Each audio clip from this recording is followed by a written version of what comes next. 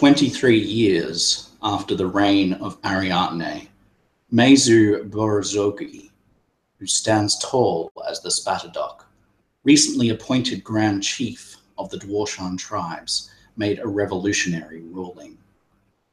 With fertility rates at the lowest they had ever been, and with his own wife, Batira al-Dutsi, unable to bear children, Mezu declared that he would take a new lover, and that all Dwarshan should do whatever necessary to ensure their bloodline continued.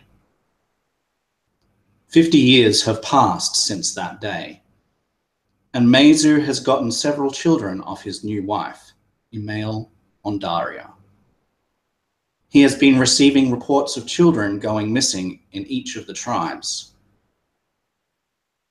Unsure what he could do, he turned to his witch doctor, who consulted the goddesses each night without answer. Finally, Mezu's own daughter went missing, and he summoned the witch doctor once more. He publicly butchered the woman and demanded that her student, one Zahatsa Adiskadetsia, take her place. With his life on the line also, Zahatsa too consulted the goddess. With her as wane brings Nephthys's increase. The dawn of the fate of the Dwarshan sees its prophecy fulfilled or falls.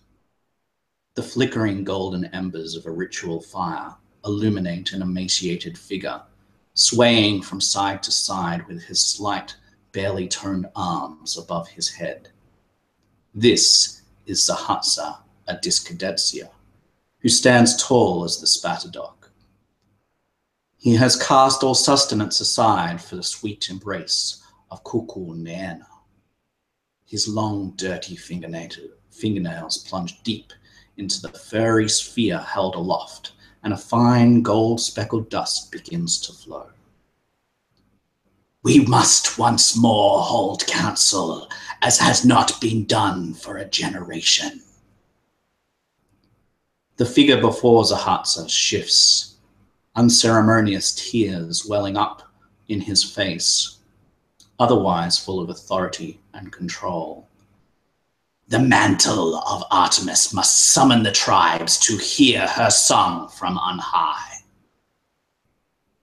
The figure shifts once more, a measured deep breath visible even under his feather-plumed, beaded cowl. His strong, aged shoulders lifting the adorning antlers that declare him as Grand Chief. Very well. I, Mezu Barazagi, who stands tall as the Spatterdock, will heed Artemis's call and mobilize for council. Where do the goddesses recommend? The golden speckles of dust float down into a circle on the ground, and Zahatsa moves them with waving hands, creating a pattern of swirling insignificance to the Grand Chief. Honor the traditions of the Dwarshan, the goddesses say. The ancestral councils were held on Artemis's peak, and so should we. The Tyr barbarians took those mountains before the armistice, though last I recall, the scouts declared it abandoned. Very well. I shall summon the tribes to Artemis's peak. Weeks have passed and the tribes have answered the call. Their passage to the heights of Artemis's peak has not been simple. The tribes have been forced to hide from heavily armed Rito patrols way off their normal scouting paths. Each tribe, though, has managed to endure the trials of the mountain and are here on Artemis's peak. And here we meet some unlikely champions. Inti of the Amaryllis Sprig, you have arrived and have been at council for less than a day. You have received a letter in this time, just this very morning, the very morning after you arrived the night before. It comes at dawn. The letter reads, "You are not worthy of the Dwarshan name. Or are you? You will meet the voice of the sea, and he will determine your worthiness." The letter goes on to detail a meeting time and place.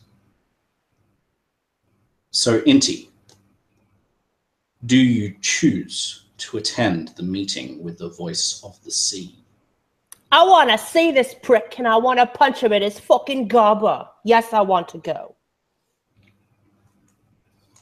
Very well.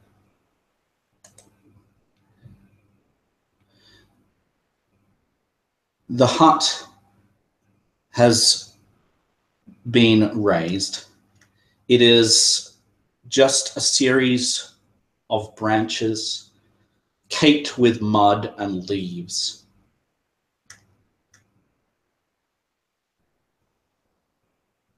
There's a welcome mat, and you cross the welcome mat and part the curtains.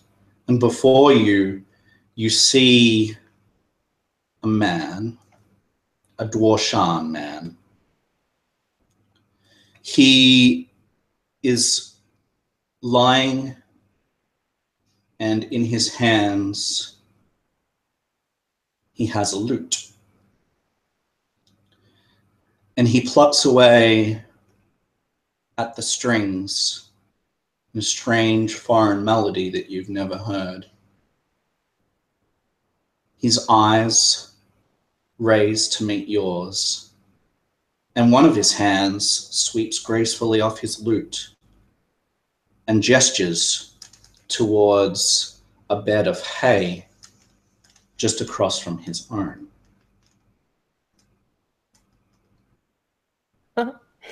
She laughs, and she'll prance over to it, twirl, and sit down. Sits there politely with her hands on her knees.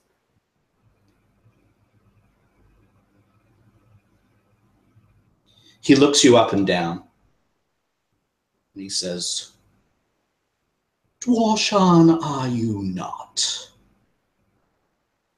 No, she shakes her head.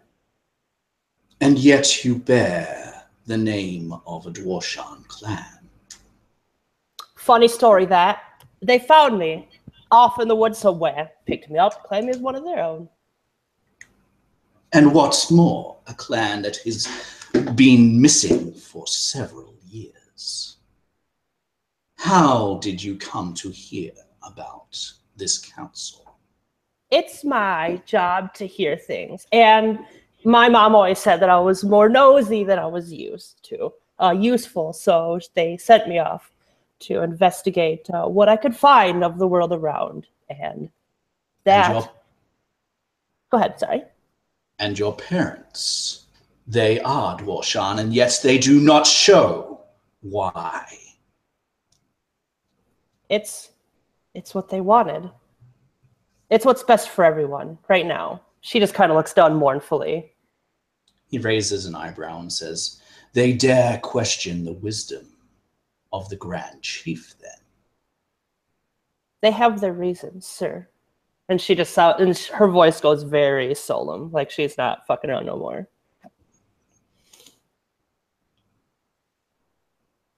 "We all have our reasons, as I have mine. I wish to see whether you are worthy of the Dwarshan title. Are you ready?" She stands up, ready as ever, sir, and she puts her hands on her hips. Her meager frame, her clothes kind of hang kind of loose on her form. Like you could tell that she's not a very stout individual. He plucks the strings of his lute, and he opens his mouth and begins to hum with an open mouth a strange melody. Mm-hmm. Mm-hmm. As he does this, I will need you please to make me a wisdom saving throw. Okay. Let's do this.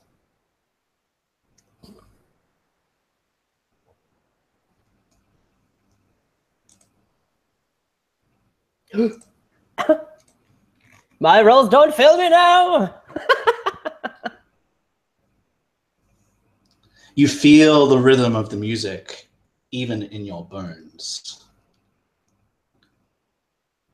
You do not let it take you away. You stay awake, completely very aware of his every movement. And as you are aware of his every movement, you notice that he watches you. He watches you not even begin to nod off. And he raises his eyebrow. That song's rubbish, she says with like a sort of like a, it sounds sleepy, but it's definitely fake. Where'd you learn that one? She just kind of like brushes herself off a little. He says, I am the voice of the sea. This is an ancient song of those who watch the waves as they crash against the shore. And he brushes his fingernails over the strings in a discordant sound. I need you please to make a charisma saving throw. She cringes. Why are you playing such horrible music to me, sir? What have I done to deserve this torment? What do you need? A charisma save, you said? Yes, I did. Okay. Well, there's that. Rolls aren't failing me still. Ha. He places the lute down. And he says, well, it seems, Inti of Dwarshan name, that you are indeed worthy. That's it. That's all it took. Listen to do a little song and a ditty, and it wasn't great, but it wasn't the worst. I've done worse. Should have heard it when I'm I sure started you playing. have, child. Are you really the voice? This is what I am called. I always thought you'd be bigger. She just He kind of puts her raises hand his on her hip, eyebrow just once looking at him more. inquisitively. Yeah, he raises his eyebrow once more and he says, perhaps then you need proof of your own. You look quite nice, though. You look nicer than I envisioned as well, though. Quite dashing, I'd say. There's a slight, very, very, very slight color to his cheek. And he says, why, thank you. Though, She just flourishes. and he says, perhaps you would share one of your own songs with me. Oh, what you want to hear? A song of your people. Song of my people. Well, I don't know any songs of the people with these things. And she points to her elf ears, her Shuzi ears, rather. But I know a little ditty from a tavern. What do you want to hear the whole song or just a part of the song? He says, I will leave that up to you. However, I am sure that we will be called not too distant future. So keep it perhaps to the chorus. Okay. She just sits back. You want to hear it now? He nods Oh. and sort of reclines in his position, puts his hands over his head and closes his eyes. It seems like he completely trusts you.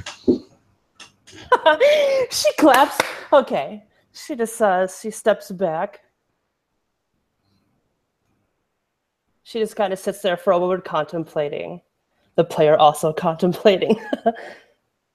You don't need to actually seeing all Oh, menacing dude, with I you. was like so getting hyped up for that. You can. You Do it. can. Woo! Next, I don't have anything ready. Let me get some songs set aside. But no, she will perform. I will roll a performance check. Dude, I was like, oh, he's really doing this. Oh my god, on the spot. On the spot. Not quite that mean. Oh, okay. No, because if you demanded as a DM, I would totally do it. I would make something up. It'd be horrible, and you guys would be like, God, I need to listen to real music now. We know that your character is pretty good at this. Check your messages, Tina. All right. So you do. I should have sang. You do sing, and he listens. Unfortunately for you, because you passed all your checks, he will take the 17 rather than the 9, and so you do recall it. You're able to perform it rather well, and he listens. And after a few minutes, he will stop you and congratulate you on your form. And he will gesture to the door and say, "You should be ready for them to call you." She bows to him again. If you ever want to like sing together, I don't know, like if you get the chance to hang out with the common people like me, but you were quite fun to listen to. Maybe you could teach me some of those chords you had there. He will raise his eyebrow and he will say, "Very well, indeed. You should know that the voice of the sea is only my title and not my name." He goes ahead and tells you his name is Ezkutuku. And yeah, as constant as the blue terror. And you know that that tagline means that he is from the sea. As you exit his hut, Regid, you have been here a little bit longer, as the river tribes were one of the first tribes to arrive. They weren't the first, but were one of the first 3 to arrive in the high mountains. At least your section of the river tribes were. And so you've been here for a few days. You've been able to learn a little bit about the lay of Artemis's Peak. It is very defensible in that it is basically a plateau. There's very little vegetation up here, but it is extremely high, one of the highest places in all of the mountains. And because it is so high and because there's very little vegetation, you can actually see down in every direction, every cardinal direction you can look, and you can see a long distance down. If you were to look up from below, it is much harder to see what's going on above than it is if you're looking from above to below. So it's an extremely good defensible position. As said, there is very little vegetation, and there is a rather large lake up here. In addition, there's some old Dwarshan ruins, things like that, but the camp has been set up some distance from the lake itself. And you awake on this particular morning. Now, do you have any friends or people that you know with you? What is your sleeping arrangement? I imagine she is within her tribe unit. I could see potentially a few friends that she's made, especially as she's been learning talents, would have journeyed with her. Yeah, so would wake up with, let's say there's 2 of them. I don't know. I'll come up with names in a little bit, but it doesn't matter. So you would normally wake up with 2 of them. You wake up and instead there is only 1. The second one, as you awake and sort of get yourself up, will open opened the tent, so to speak, the little hut that you've set up from outside. You can see that the sun is already shining, and so it will sort of pierce into the hut a little way. Is this a male or a female? I'm honestly thinking it was a dude. So it's a dude. Yep. So he parts the curtain, and he looks over to you, and he has this look on his face that you've seen a couple of times before, and he says, "It's happened again." If he says that, she'll roll her eyes play. I'm like, what happened again?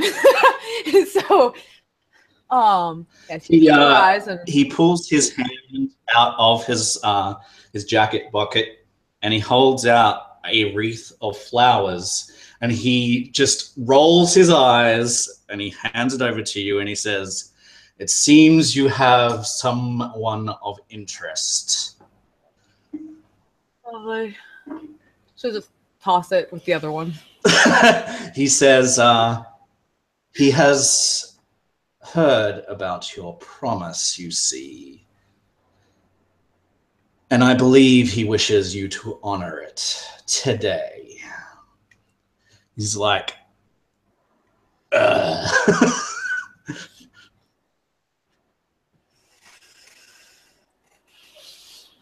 Oh, I suppose you can't avoid everything forever. She'll stretch, she'll get up, she'll gird herself and reluctantly make her way. Just, hey, good morning, everyone. Do you need help with that? Okay, and just the slow, purposefully just finding things to just prolong the inevitable. He will say, as you're doing all of this, he will say, there was something different about this particular dwarf. What would that be? He sort of sighs again. He's clearly not impressed that so many people, well, I guess it's not a huge amount of people, but a few people have done this before, and he knows that of your obstinance, and so he's just like a little bit peeved. And 1 second, and he says, he has a symbol. It is attached to an amulet around his neck. It is white Valkyrie wings in a halo of golden light. Would that mean anything to Regard, or should I make a roll to see if she You can make a roll. You can make a roll. Chepe's lost it.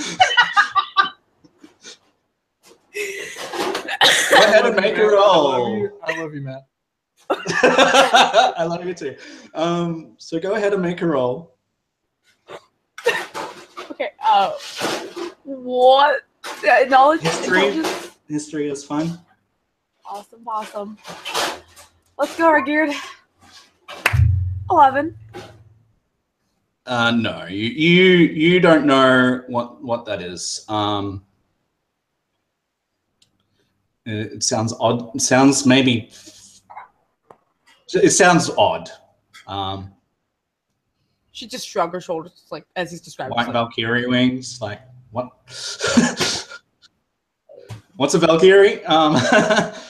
But yeah, he says yes. I've never seen quite a symbol quite like that one, and he says he did give a time and a place. It's about 10 minutes walk down the north pathway. Do you want me to come with you? Not that you need accompaniment. I probably should do this alone. But He nods and says, well, very well. I'll catch you around. He says, you don't even care, do you? Maybe a little, but I'm not going to show it. All right. So you go ahead. So you're going to go to the place allotted? Yeah. Okay. You wander down. It is there's a rocky overhang that it almost looks like it's been carved out. It's just this weird slant of rock, and he is standing there. He's quite attractive for a Dwarshan. He is bare-chested and has a fairly low quality vest kind of thing on, and 3/4 shorts or 3/4 pants, and it's the 3/4 pants are kind of frayed, and he's wearing no shoes, and his head is shaved, but he still has his beard.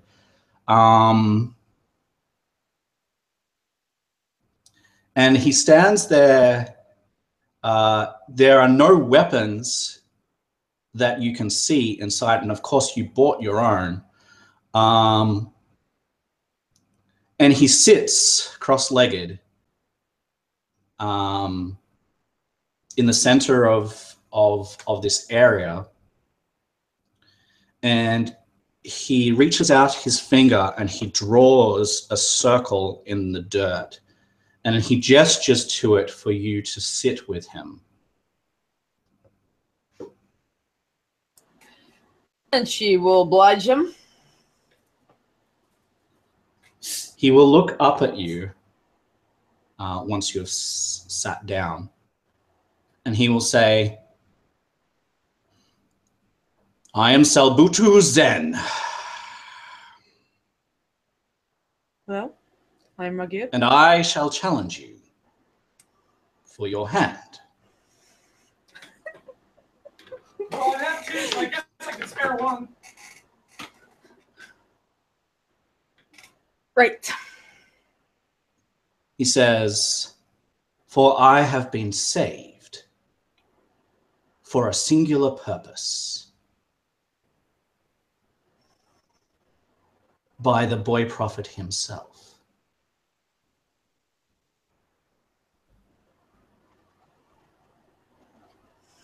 Now, you don't know what any of this means at all. Yep. He's speaking in riddles as far as you're concerned. Yeah. He will then stand and step outside of his own circle and gesture for you to do the same. And then he will bring his hands together in like a praying thing, and he will bow his head to you.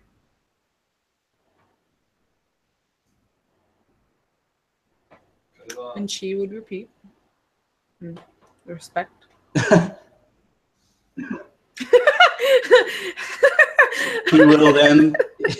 He will then say, are you ready then? Right as ever I'll be. Cracks your neck a little bit. Okay, so roll for initiative. Yeah. Alright, because we know this is her best stat right there. Oh, I gotta select my token. There, better? Be happy? I've got a 16. Yeah! 10! Let's go! All right. He will just... She's letting him go first. Yeah.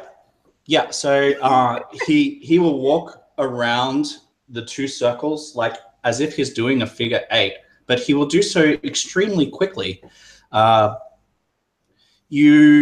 You have not really seen someone move as fast as this man, and you probably were caught off guard a little bit by it. And he just reaches out and he just places his palm on your shoulder, and then he's suddenly on your other side, and he places his hand on your other shoulder, and then he's suddenly in front of you, and he places his hand on your forehead. He is making 3 attacks against you. I am rolling them now.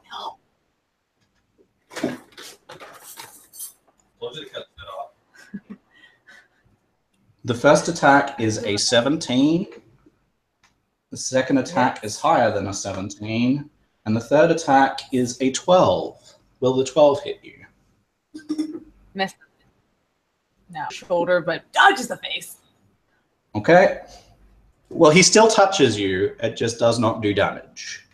The other two, your 2 shoulders, you take 6 damage from the first blow and 3 damage from the second.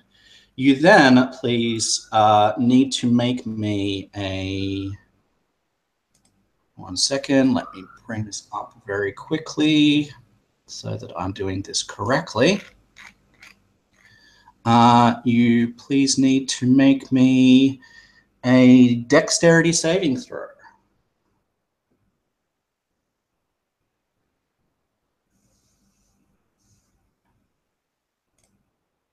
What do we got? Oh yeah. So you feel these touches, and then you see his foot sweeping just in time, and you leap over his foot as he tries to trip you, but he is unsuccessful. So you are able to make your attack against him.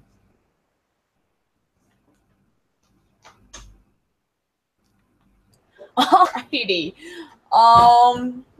Yeah, seeing how quickly this Morph is moving and such, she's certainly off guard too a little bit with how quickly he's moving, and she's going to wildly attack so she can have advantage on her roll and attempts to hit him.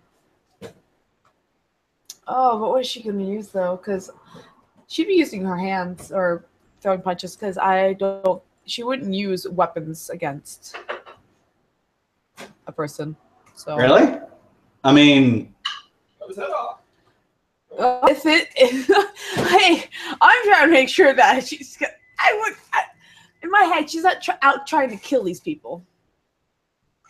Subdue them, yes. So like, like if she had a javelin on her, she would use like the wooden stick portion of it, just hit him. oh yeah. You can do that. Yeah. Alright.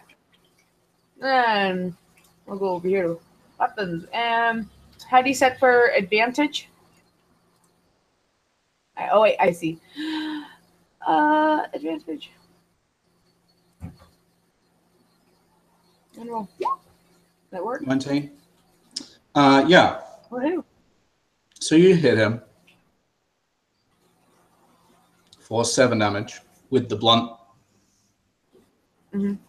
Yeah. All right. Now let me record that for you. Anything else? Like, how does this look? Actually, hang on. Because she's using her strength with it. It would be a +3, not because she didn't throw it. She used her strength to hit with it. So it'd be actually 9. 9. All right.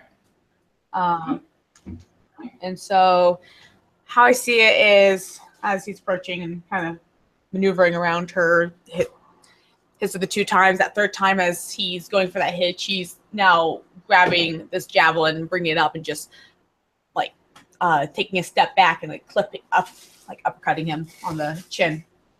Yeah. And you see him make a bow, and he says, "The rumors of your prowess are not overstated. And because this is combat, I am going to pause your scene here and go to next person. So let me see where we're up to. Argress. You got here to the council fairly recently, probably not last night, the night before. You are obviously part of the river tribes setup. Would you like to learn any more information about this area or anything else before I move onwards to your scene? As he's walking up the rivers, correct? I'm assuming there's a lake in the mountains, so a river's coming down from it. Yeah. That would be where my tribe, I'm assuming, comes through? Or is it not? Is it the same path for everyone else? There was a couple of different paths. You would have come from the west. Okay. The water that leads from the lake down the mountain would go the other direction towards the east. Okay. The only other thing he would take note of would be if there's any ruins passing by. Notice if he could see any shrines to a few goddesses. Mainly if you could see any shrines to Nephthys or any shrines to Hera. There were, along the way, you passed a shrine to each goddess. They were very simple shrines, but they were at measured intervals as you were ascending the path, so that you would get to all four before you got to the very top. Other than if you had time to visit each of the shrines before going up, you would just enter in. That's it. Okay. Very well. So you wake up on this fine morning. You've clearly noted that the weather is a tiny little bit strange for this time of year. The sun is definitely shining though, so it's no biggie really. You exit out of your hut, pulling the curtain aside, and standing looking directly towards your hut, you see a female Dwarshan.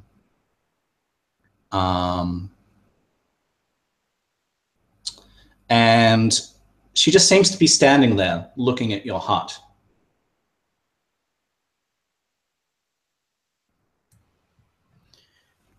He'll grizzle his beard, which is braided about 4 different ways. The leaves that are inscribed on the tattoo onto his side of his head,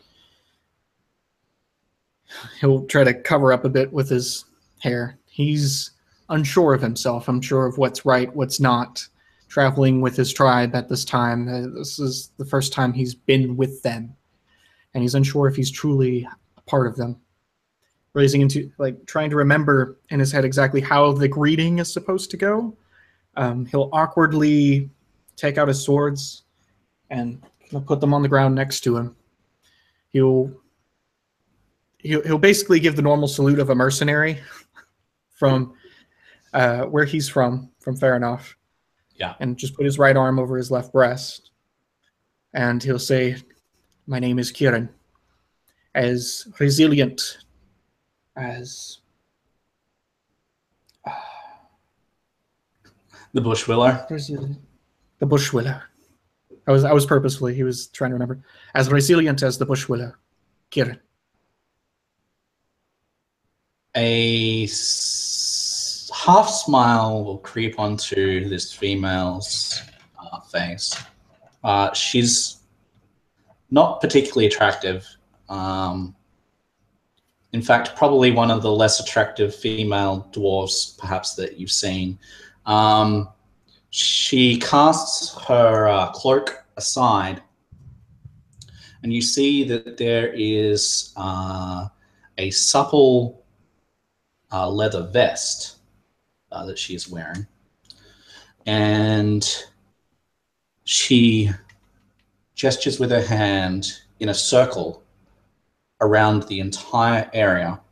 She just sweeps her hand, and as you watch, you see a very faint movement of air that sort of follows her hand as she sweeps it around the entire camp. And then she comes back to you and she says,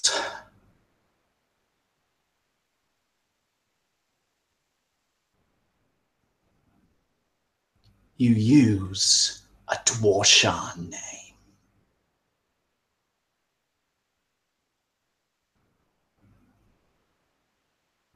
I did. And yet you are of," and she spits on the ground, "mixed heritage."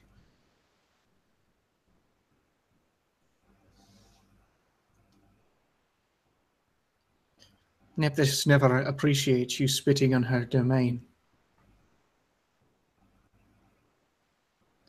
She smiles and says, "So it is." And she says, she will sort of gesture in the accepted way in an apology towards Nephthys, and she will say, "Forgive me, but my anger gets the best of me sometimes. I do not believe that you half-breeds deserve the proper name. But Well, we then shall you may see." That's all right. You go ahead. He will pick up his swords, or he'll kind of reach down, give a polite gesture of apology to her. Well, then you may refer to me as Argris. Argris. That suits you better. am Loriak, as mysterious as Borderia Shuadi. You know this to be the tribes that look after the cliffs, and she says, gesturing again, but not in the whole circle as she did before. She says, "As you can see, this area has not been tended for some time. Let us see just how much of our blood you have pumping in your veins, shall we?" As he says that, his tongue will graze the back of his teeth, feeling a small, short row of canines coming on the very back where normally molars would be for most Dwarshan. He'll just swallow it, as in just taking the insult, and move forward, grasping his blades tighter. She will say, "As you can see, I am of full blood and you are not. Usually, I would not deign to speak with those such as you, but I have heard of your prowess from afar. And so, I am willing to see and watch and make my own ruling. Are you informed for a duel, Argris?"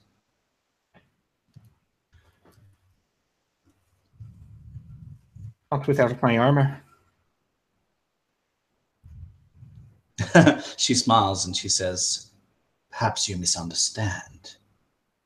I do not mean for us to fight, for as you can see," and she will sort of shift her weight so that you can sort of see her form, her combat form. "As you can see, I am not a fighter." Then what kind of duel are you talking about? She smiles. She says, "What is the Dwarshan the real Dwarshans roll here. Where were we born from? What is our legacy? It is to tend the land, of course. You, even though you are a half-breed, should know this.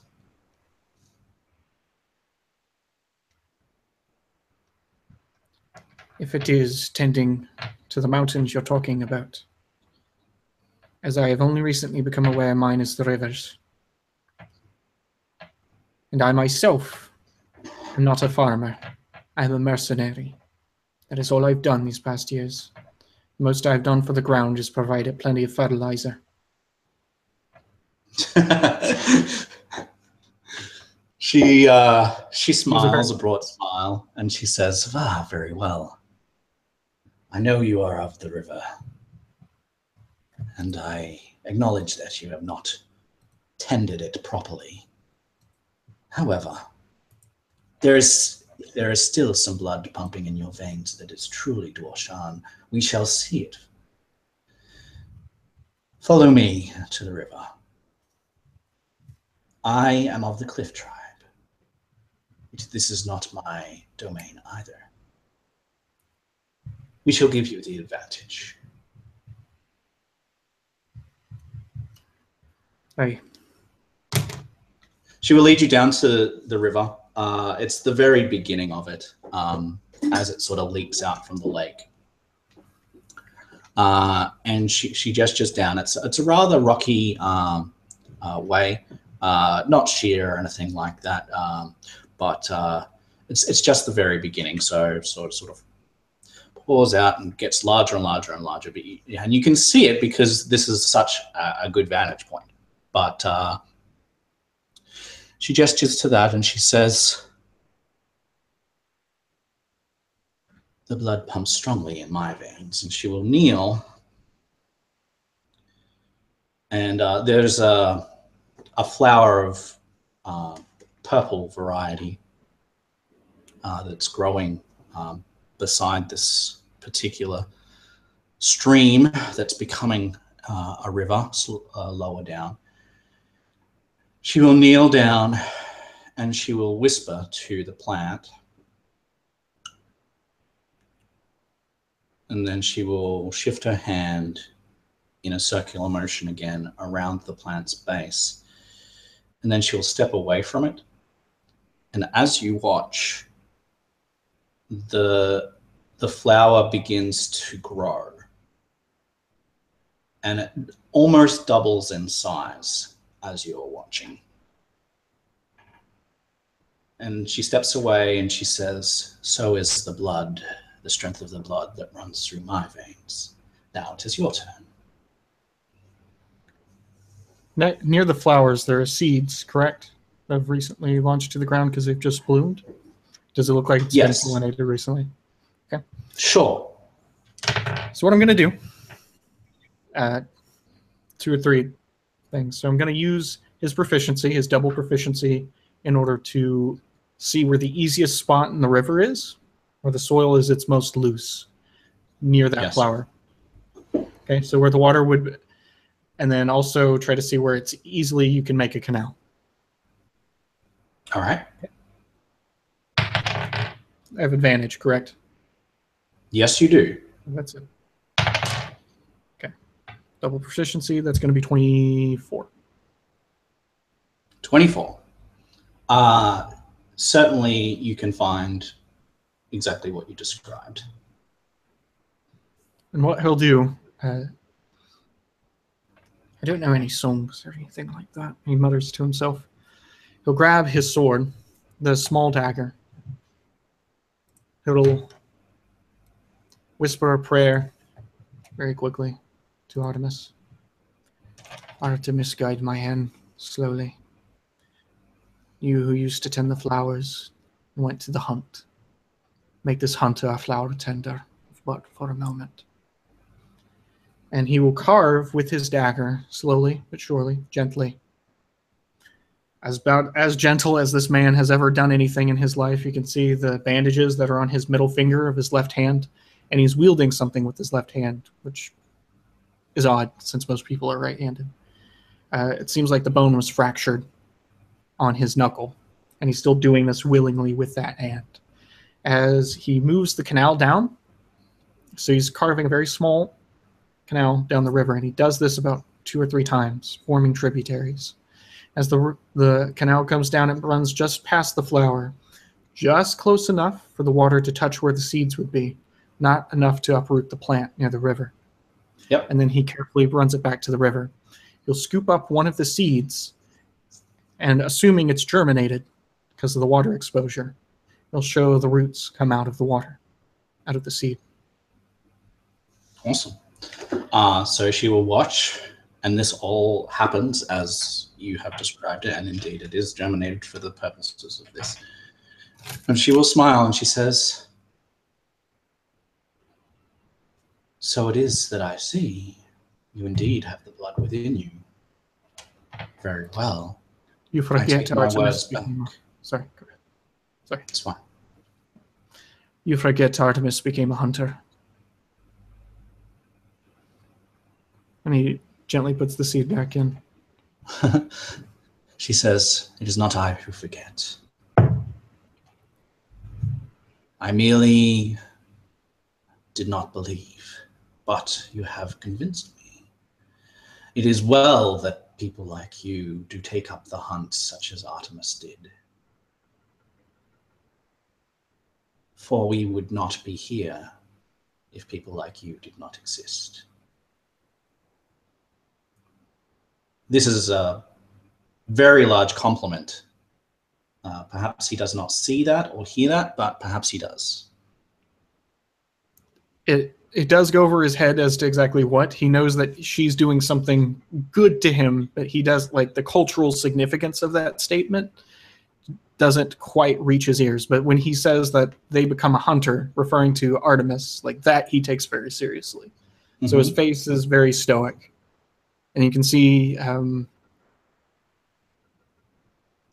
he would just sheath his sword, which is, a sign of camaraderie, as in he's not going to attack her. And he just puts his injured hand back to his side.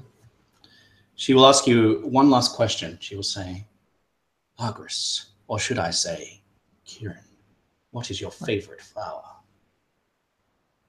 My favorite flower?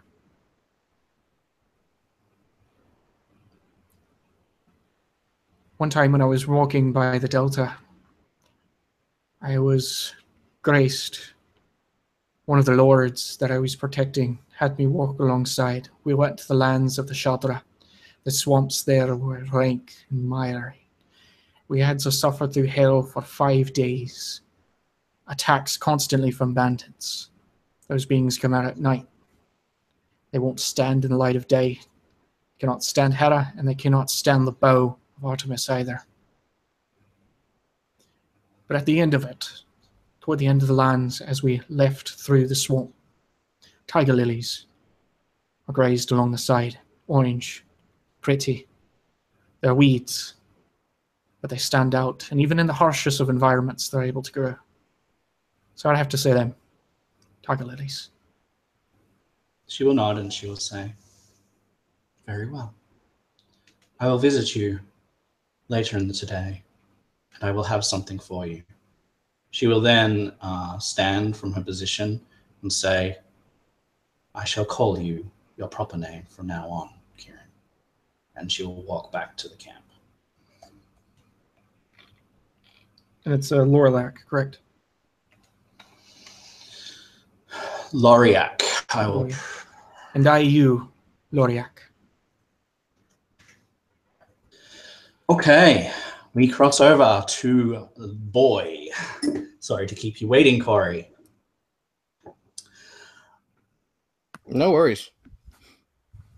You are coming unbidden to the council, as you are definitely not a Dwarshan, and you do not even know where you are going. You are just hearing the voice of your glaive speak and following it almost blindly. So it is that you start to ascend a mighty mountain.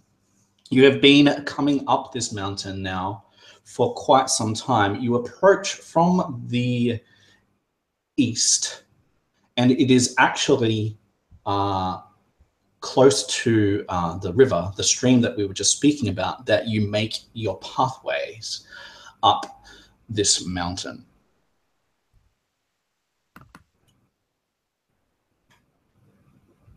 What are your thoughts as you trek this rather perilous journey? It's fairly slippery and very rocky. There's not really a beaten path that you're following, more the path of the river that's basically eaten its way into the rock. So what are your thoughts? Well, she's certainly thinking that she is so happy to be a free person. At least she feels as if she is, kind of, because she's still being told what to do by something. She is so subservient and has been for so long that she takes the advice of this voice that claims to be from the weapon. She, a few nights ago, even tried to leave the weapon behind,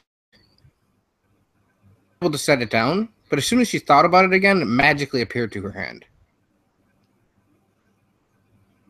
She doesn't understand that. She doesn't understand how that could happen. She's never seen a weapon appear to somebody's hand just magically, especially when she left it a half a mile behind her. Yeah. These thoughts are coming into your head as you're walking.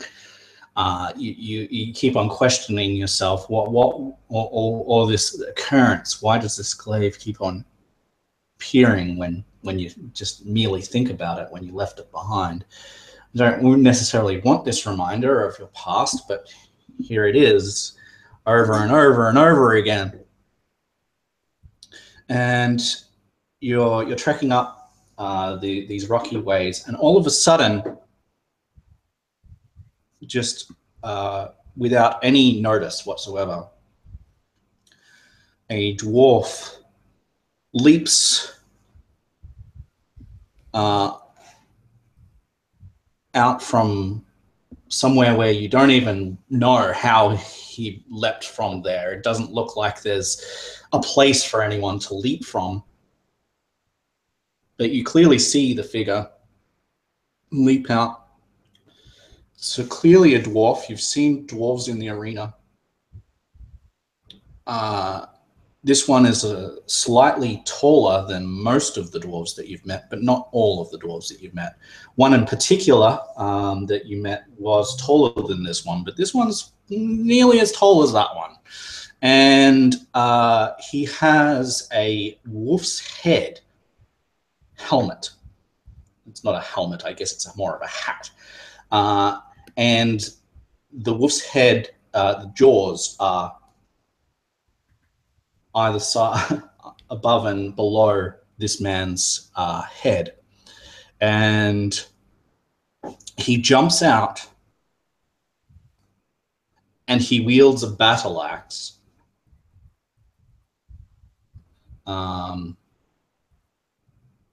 And he screams almost in this wild fashion, and he says, "Your approach on the council of the dwarves. What business do you have here?"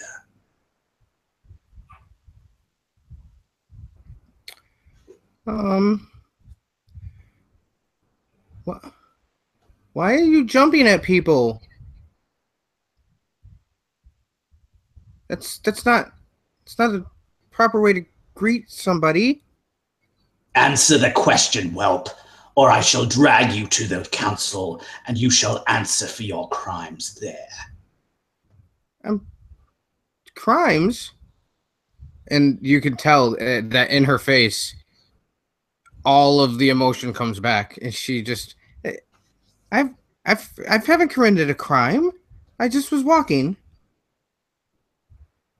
You are about to step onto Dwarshan ancestral lands. These will be your crimes if you shall continue on your path. You do not seem to be wishing to turn your back upon it. So I cannot pass through these lands?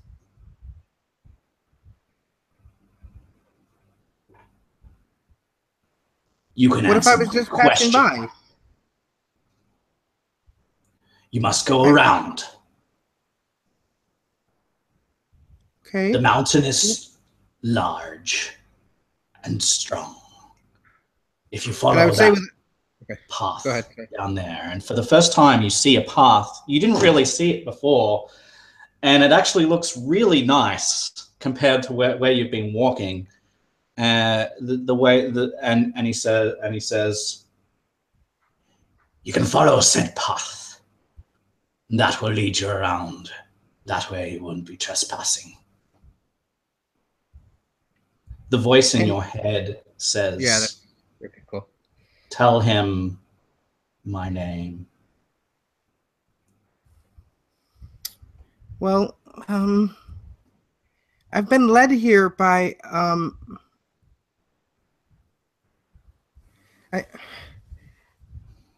by Luce Izotak. I think that's how you say it.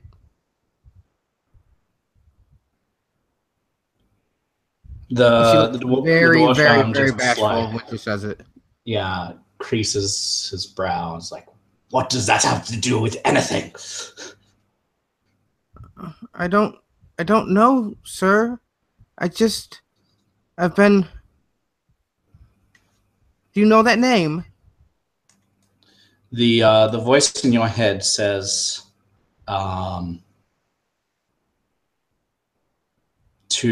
says for you to say as constant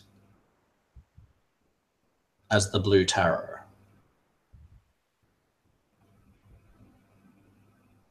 Hang on. Yeah. Wait 1 second. I think I'm wrong. Let me double check. No, it doesn't. It says to say of the amaryllis sprig. My apologies. Okay. Clicking in the wrong spot. So, did I say that name right, Matt? It's Izoztiek. As Oztiek, okay. The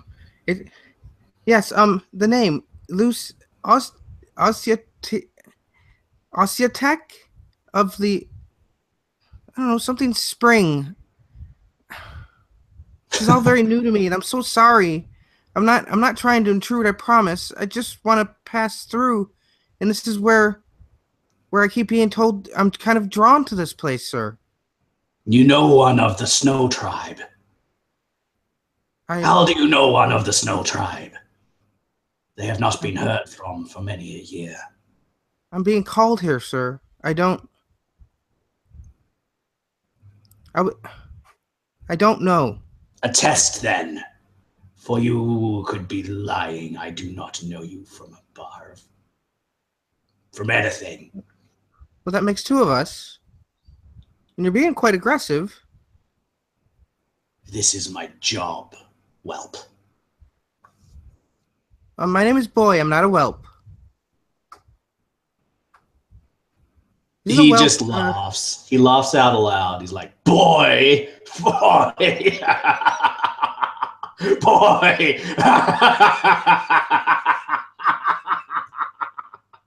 And she's straight puzzled, just like on the verge of tears, just like, I don't see the folly. I didn't choose the name. It was given to me. Did you choose your name, sir? This is none of your business. Boy. Boy. You've given me a good laugh. Well, it'll be a test then. You'll see me here eventually, if you survive. He waves his hand and he sort of almost disappears before your very eyes. But at the last second, you realize that there's passageway behind this rock that you didn't see before. And you hear his voice calling from inside, and he says, "Come on in then, boy." I'm actually a girl. No kidding. Nope. I'm not kidding. And she follows towards. You enter into this fairly restrictive area. Unfortunately for you, it almost feels like one of the cells where you were kept, because most of the time they were solid stone. Yes, they had iron bars and doors, but most of them were just stone with these iron bars and doors. There's no iron bars and doors here, but it still feels that way, and it certainly smells that way. This man is a little bit wild, and the smell is a little bit familiar to you. However, you can clearly see that there's no one else here. It's just him, and he walks over to a small bag of belongings, and he shoves his hand into it unceremoniously, and pulls out a smaller bag, and he empties the smaller bag onto the cavern floor, and you can see the contents spill out. There's various things, just mundane things, an iron pot and a couple other things. But in amongst it, you see parchment. It looks like a map, and he gestures to it, and he says, "Here is your test, then, boy." Boy, he says, "Here is your test. There is a place that I have marked on that map. If you can go find that place and bring ye back what you find there, I shall take you to the council, and you shall be not killed on sight." Well, thank you for that, because I already saw you. But what should I be looking for? It'll all be on the map, boy. Okay. What is your name? Because it's going to be kind of hard to address you without one. All right. 1 second.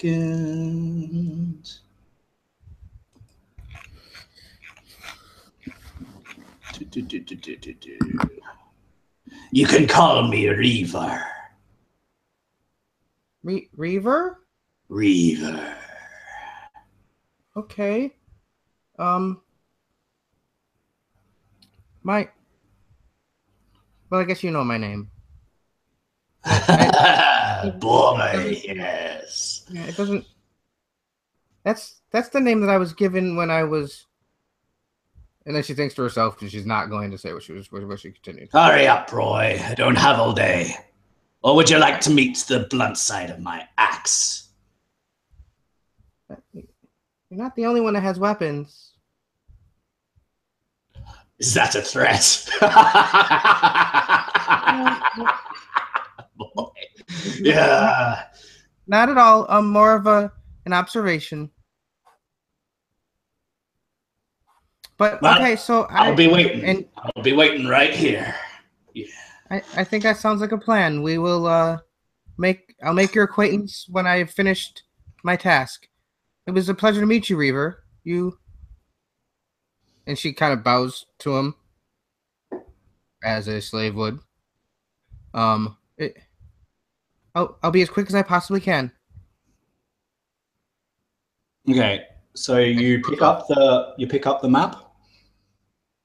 Yeah, well, I was hoping that he was handing it to her, but no, yes, he doesn't touch it. He just gestures to it. It's on the ground.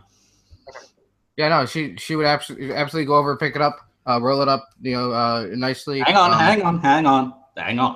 Just wait a second. Sorry, I get excited. You lift up the map, and the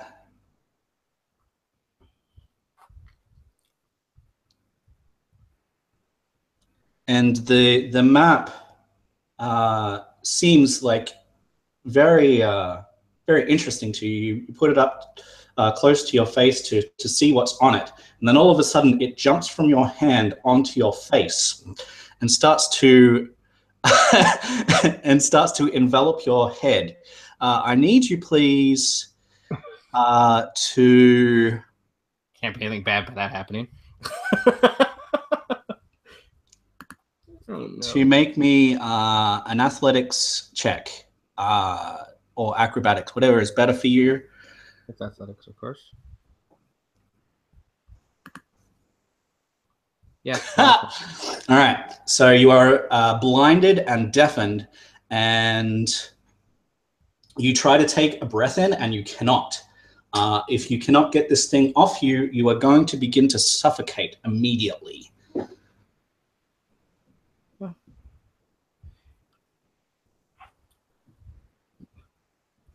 So in her head, she starts to speak to Luce. This is not good, Luce. I can't breathe. You pushed me here, and now I've met the vile man, and she's pulling at the feeling on her face. Help me, Luce. All right. She the only weapon she has is the glaive and a sling, so it's not as if she has. The voice will just sort of say to you, "I did not see that coming." I don't think any of us did. So how are you going to try to get this off? You can make that check again if you wish. She would certainly like to. Otherwise, you could attack it with something. Yeah, she's going to, at first, try to use her raw, strength by run athletics, and then if not, she will take the glaive towards her face and try to cut it. You know what I mean? But I would like to not try to do that because it's not being. That's probably a very good idea. So let's try this again. Nope, I can't do that. All right. So yeah, you begin to suffocate. What is your constitution? It's I have a +1. Okay. So let me tell you what's going to happen.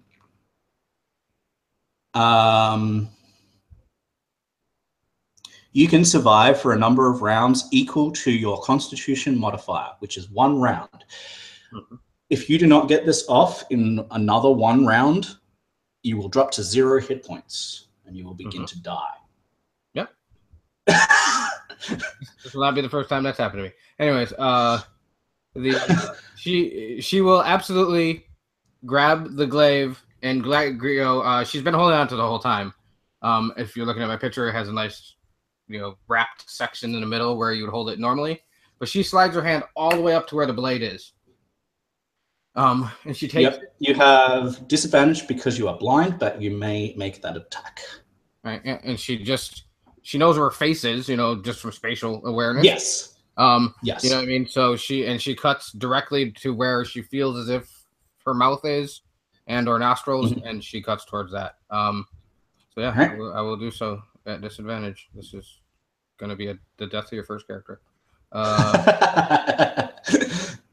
Within the first 3 minutes they were alive. Here we go. Nice. It's good. Yeah, you managed to hit it for how much damage is that? 6? 6 damage. All right. Yeah. You hit it for 6 damage, and you hear,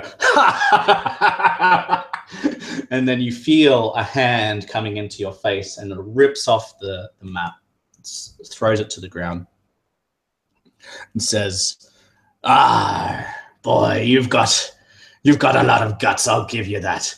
I don't believe that you can hear that voice, but just for that, I'll take you to the camp, and they can make the decision for themselves. What say ye?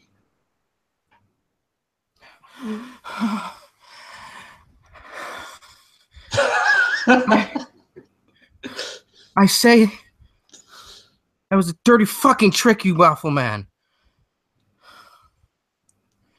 Well, if you had heard the voice would have told you. So I don't trust you, and you don't trust me, so we'll be just fine together. Reaver, Boy. you do not know where I come from, and you don't know where I... Play a trick like that again, it'll be the last trick you ever play. I promise. The balls on you, boy. I can see why they called you that. I have none, and neither will you if you fuck with me again, and I promise.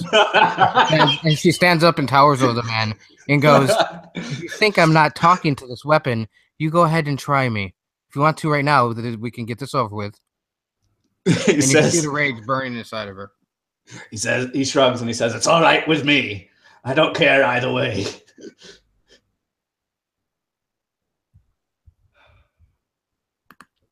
Take me to this, whatever you called it.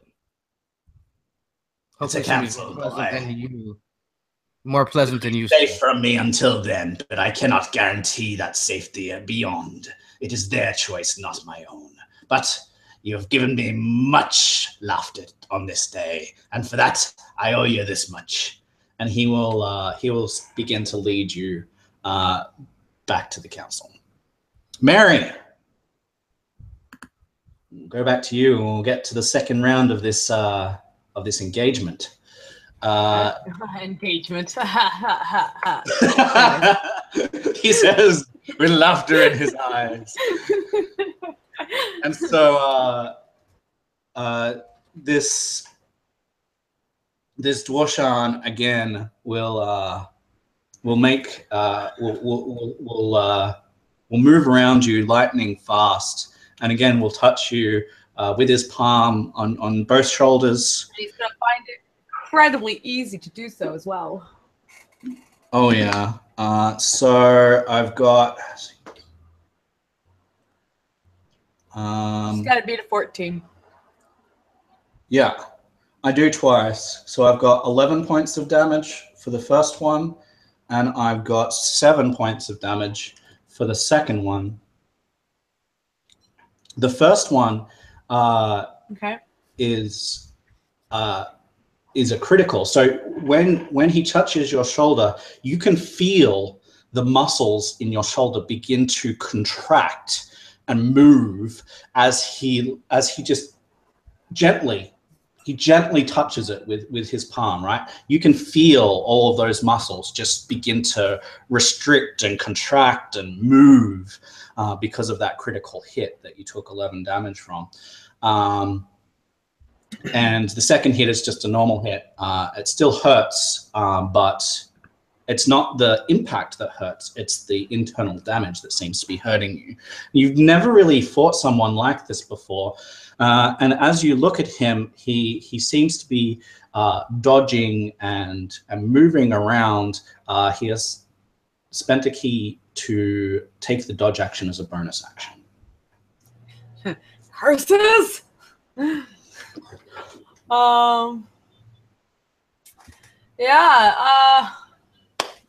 With this, Ra is going to rage just because she is determined she is not going to let this person. And she is going to take a stupid dodge action. Yeah, she'll this time though not swing recklessly. Even though she is in a rage and whatnot, she is going to try and channel it a little more clearly and swing once more with this javelin. Where'd my buttons go? There you are. The 18. Aww.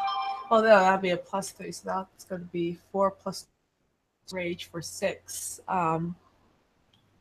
Yep, but so you're not doing your reckless though, are you? No, 18. So you've got disadvantage because he's dodging. Okay. So it's 12, which does not hit him. Fair enough. So he watches your javelin strike, and what he does is, unlike any dwarf you've ever seen before, he just leaps. And you didn't strike low. You struck kind of on the chest, and he leaps all the way over your javelin and lands back on the ground again. Okay.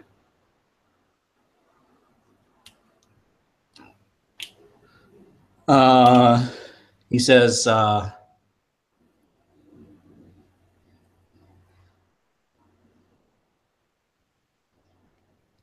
or you can go against your promise and we can sign the paperwork now. She just glower at him, just like, you'll never get to be assigned wordly. So it's over to you. So you've attacked him. So you're basically, so you're saying no, basically? Yeah, she is not going to sign papers. Like, she has to be. He shrugs and then we'll attack again. All right, so I've got a 17 and not a hit. He will spend another key to make 2 unarmed strikes. That's no, and yes, so I've got 2. I've got 4 damage and 6 damage in total. So that'll be. He is not 5 points of damage. She's huffing and puffing, but she's still standing. All right, so he is not dodging this turn. So if you get to half, you're full. If you get to bloodied, let me know. Oh, wait, hang on. I've been getting that wrong. Oh, so you're bloodied now? But she's been bloodied. Like, she's standing So at 3 hit points. as he does this, he again hits your shoulders, and then he watches you, and he says, "Seems you're not faring very well. I don't want you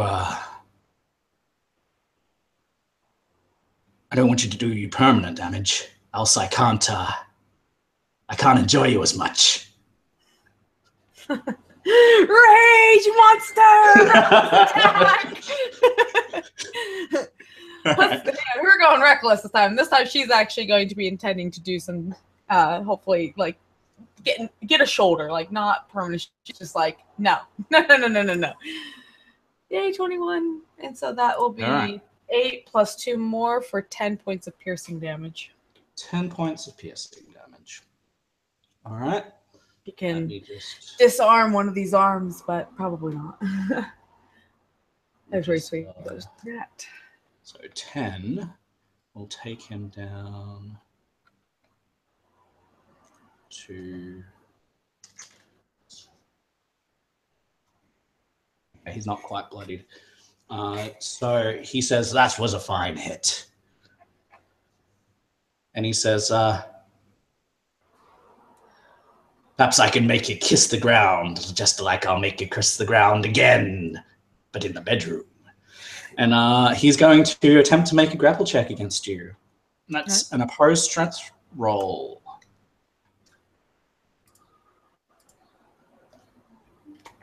Strength. I'll do this on Roll20 this one. Yes.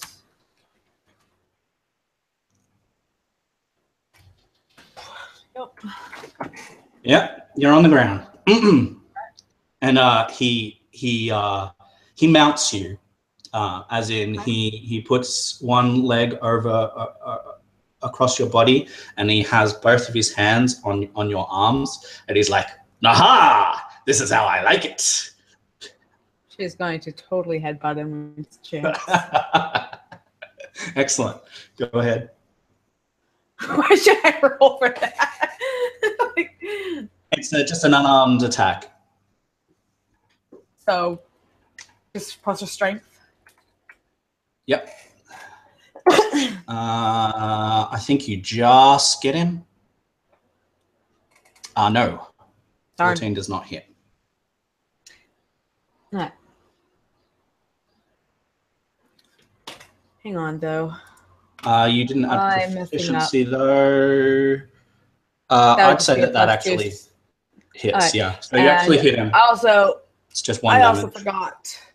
Yeah, I get advantage on strength checks. Silly me, but whatever. Alright, My so bad for.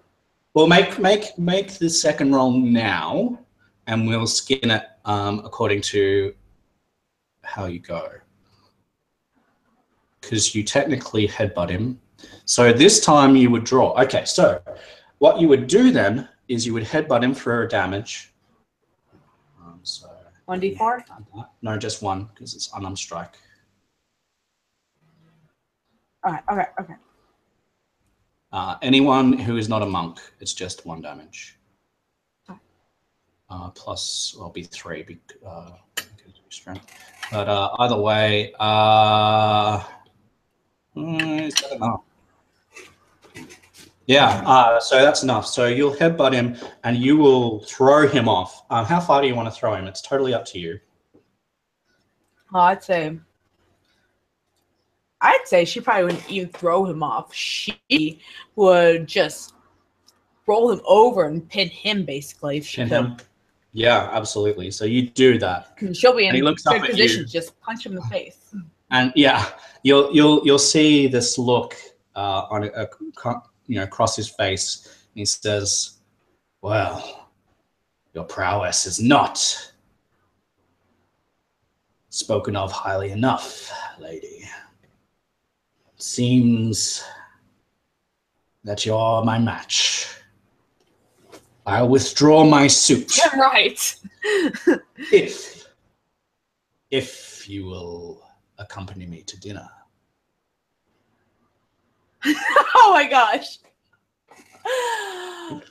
Oh, sorry. She's in like such a rage right now. Like, there's the part where she's like getting ready to like hawk this water spit in his face, but then like that distant voice going, "Go to dinner with him! Don't ruin it!"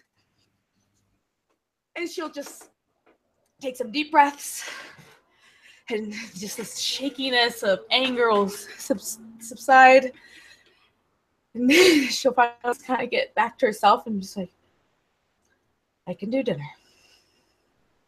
He smiles and stands up and brushes himself off and says, "The beauty of Lion's Call will not be denied."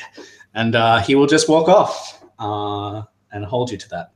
Unless you want to do anything more, say anything more. No, she wants to go patch up her shoulder. she needs to get it worked back into place. That thing got hurt. All right.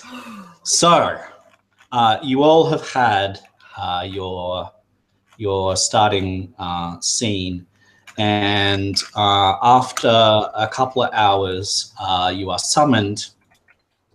Probably only one, actually. It'd probably only be a single hour. You are all summoned to be part of the council proper. Let me bring that up here. Make sure that we're all good. Okay. So, the council proper. I'm just going to really briefly describe how this goes down. Basically,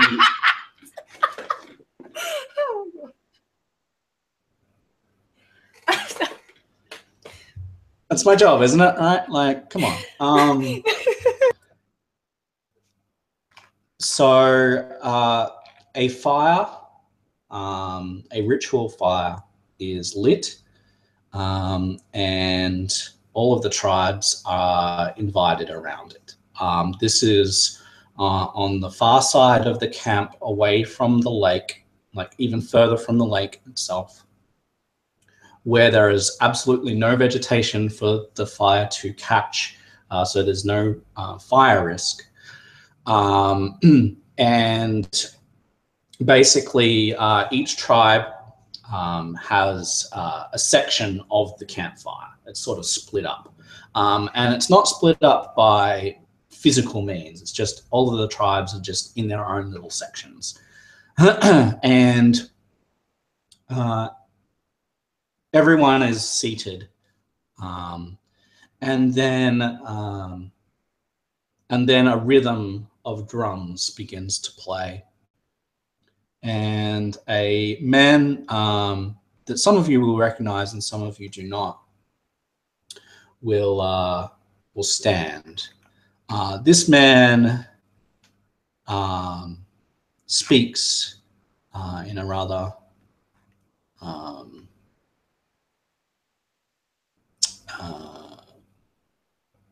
in a fashion that is very memorable.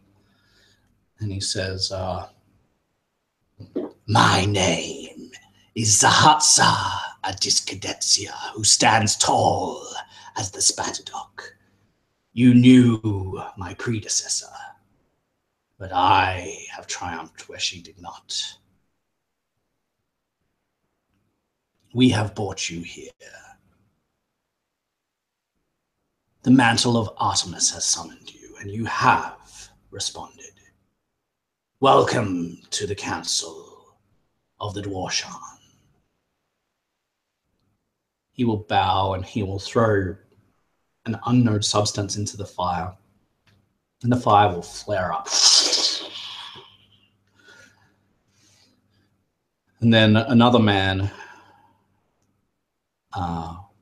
will walk into this area, and Zahatsa will stand aside and bowing his head.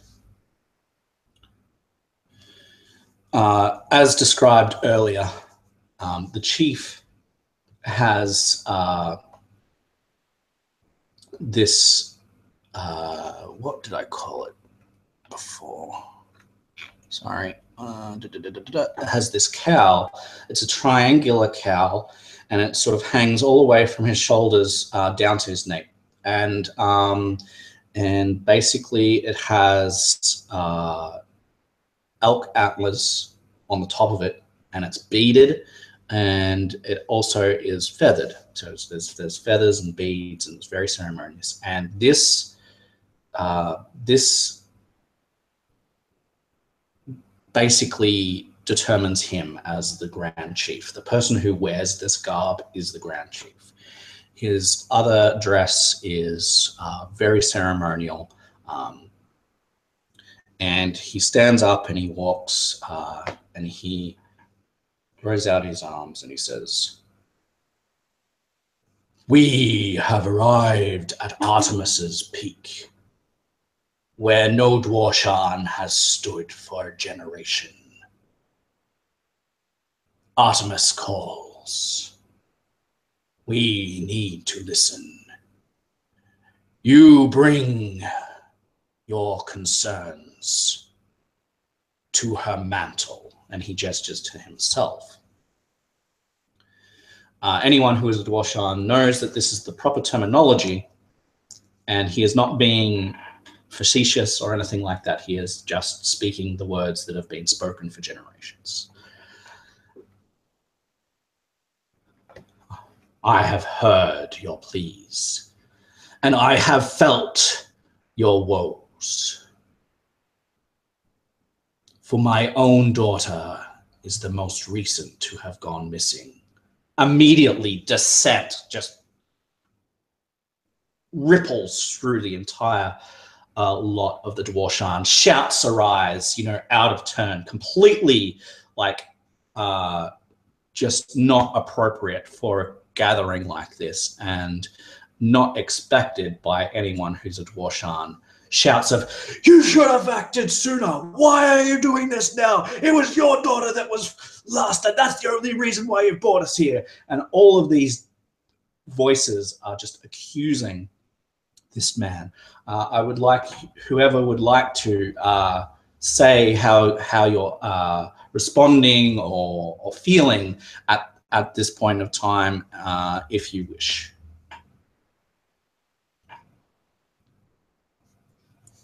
Raw would be just silently in the crowd, kind of like she'd understand the upset that everyone's having, but yeah, at the same time in her head, it's just kind of like, hey, about time you joined us. Like, it only took you losing your daughter. And so, but she'd just be silently there, just listening. Okay. I can't hear you, Chepe.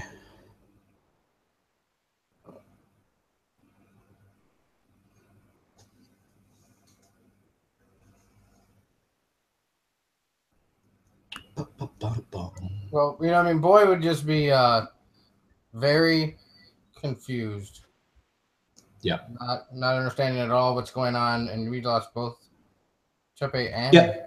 Christina. Yeah, they're just refreshing. So.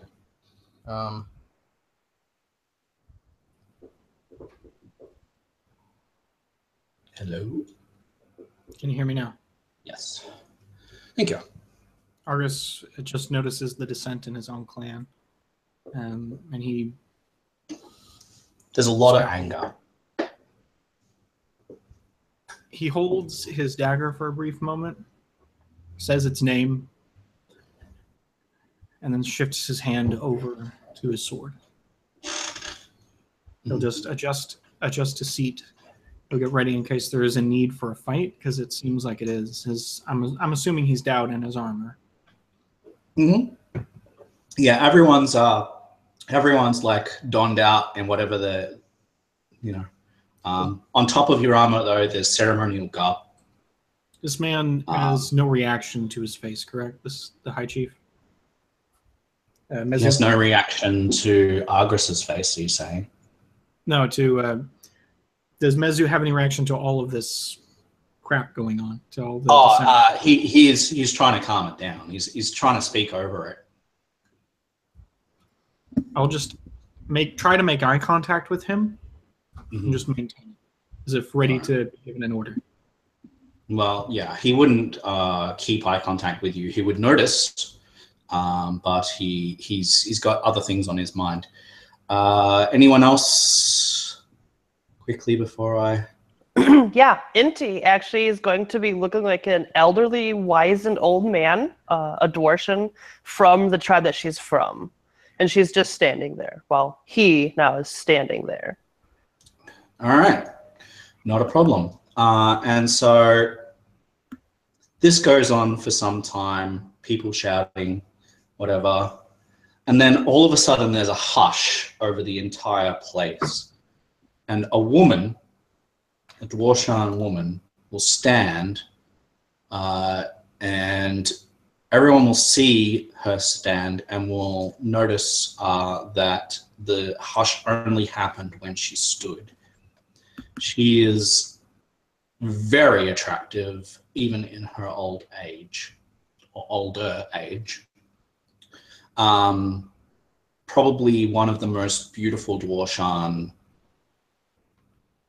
alive for her age. Betty Boop Dwarshan. Yes. And yeah, immediately the hush comes over the entire tribe, all of the tribes. She will stand and she will say, "There is not just one reason why we speak out." There's some, there's not just one reason. So people are like behind her. You can see immediately that this woman has power because there's voices behind her from the very moment that she begins to speak. She looks over to the mantle of Artemis and she says, "You cast me aside." Immediately there's uproar. "You did this! How dare you do this? You're the one that caused all of this."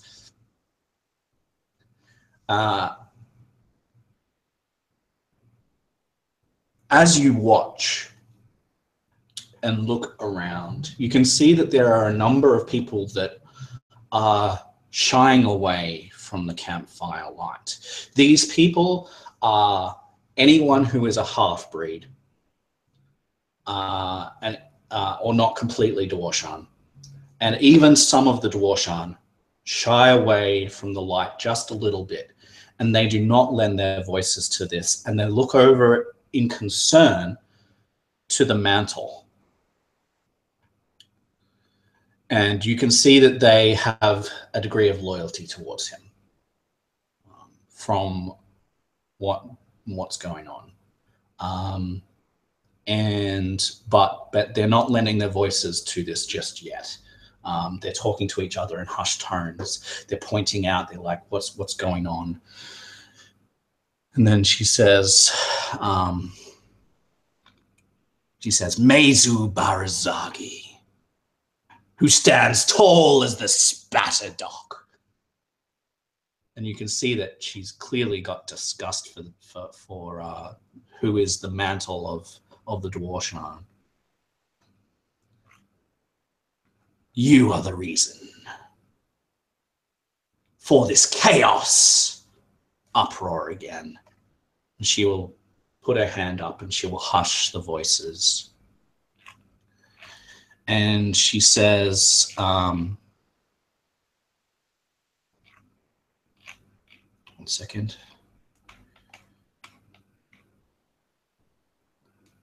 I am Batira Eldeotsi. I am your love. You cast me aside, and look what you have sown where you would reap your children.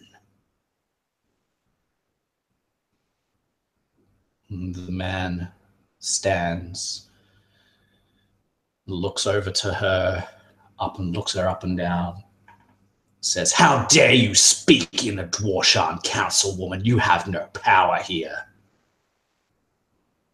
She has, they say otherwise. And there's just this uproarious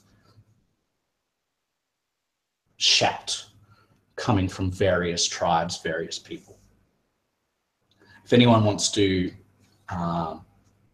pitch in at this point, they can. As now you have some more information. This woman is the chief's ex-wife. Clearly she has power here in amongst some of these tribes. If you don't want to, that is fine. Just giving you the opportunity. Boy would really lean down because she is taller than the dwarf, correct? Oh yeah, you're taller than any dwarf. Okay. And she would lean down and go, so there, what's going on?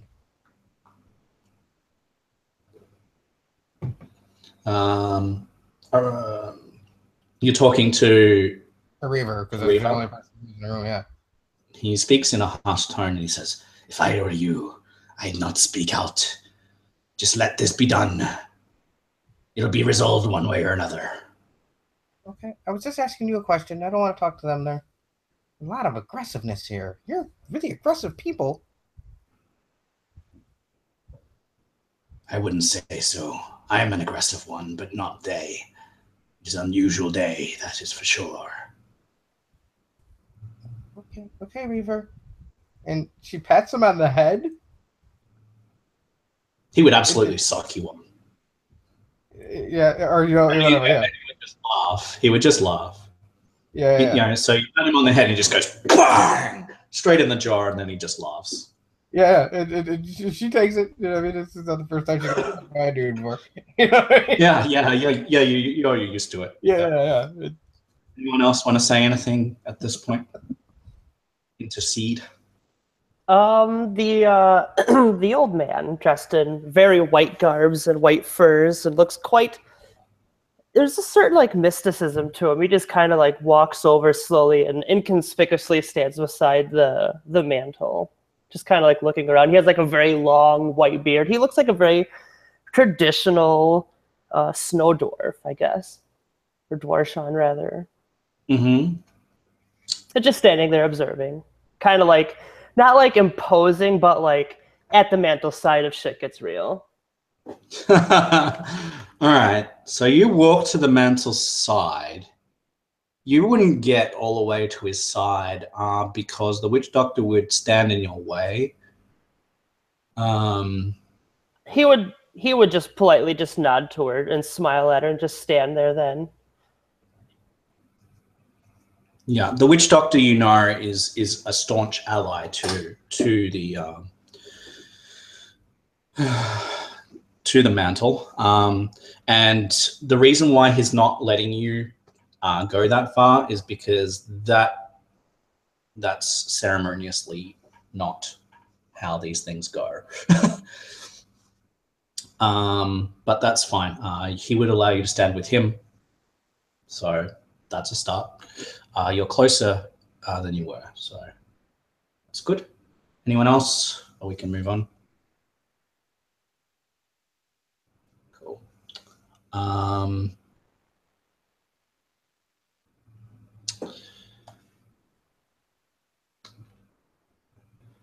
So she will again put her hand up and quieten the voices, and she says,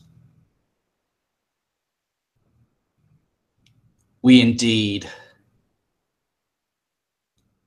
have much woe and we have felt much suffering.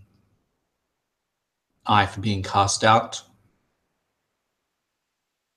these fine noble Dwarshan for losing their children to we know not what.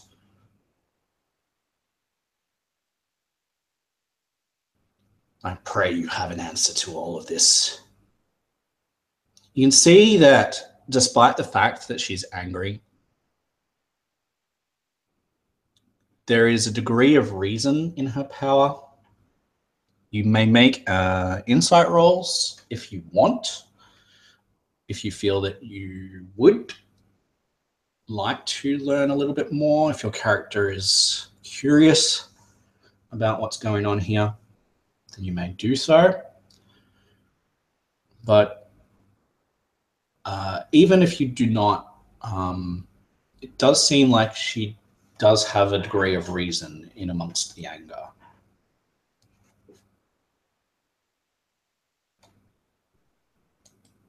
Okay, so Inti will get some extra information. Oh As my will gosh, okay. Boy. Okay, so what you glean as you listen and watch, it's different for Boy, so this is just for Inti at this stage. What you glean, so yep, and for Argris or Kieran. So Kieran and Inti, you both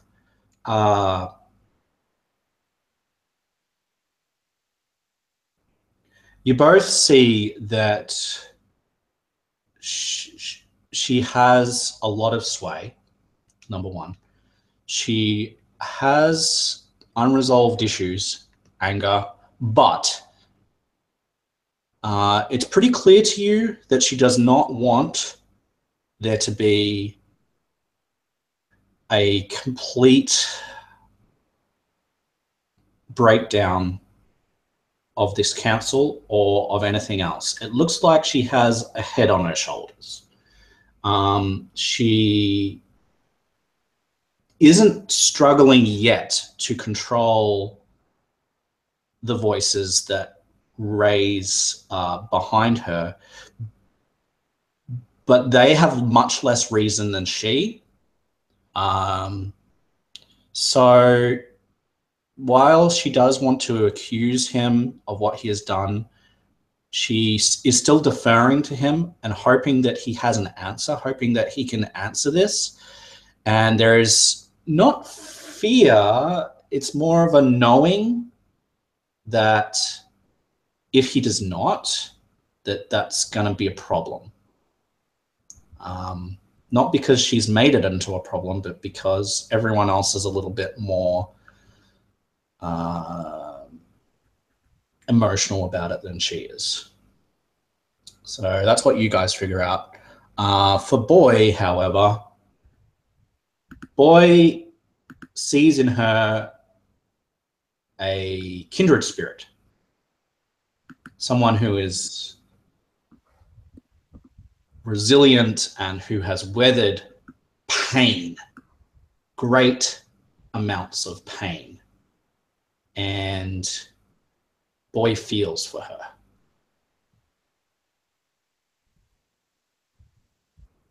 Like a kindred spirit.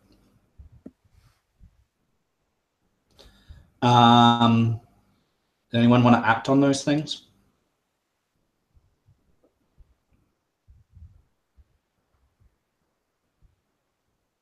Nope.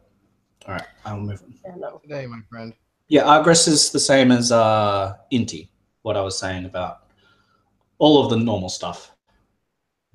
All the stuff that I just said that isn't Boy. Yeah, so.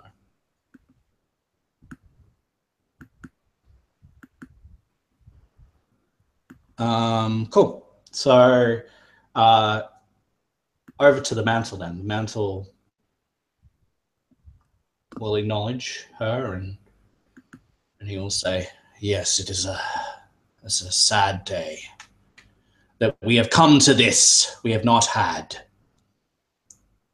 a council for many generations. Let us seek for the answers together. The Dwarshan are getting fewer and fewer. We have endured much.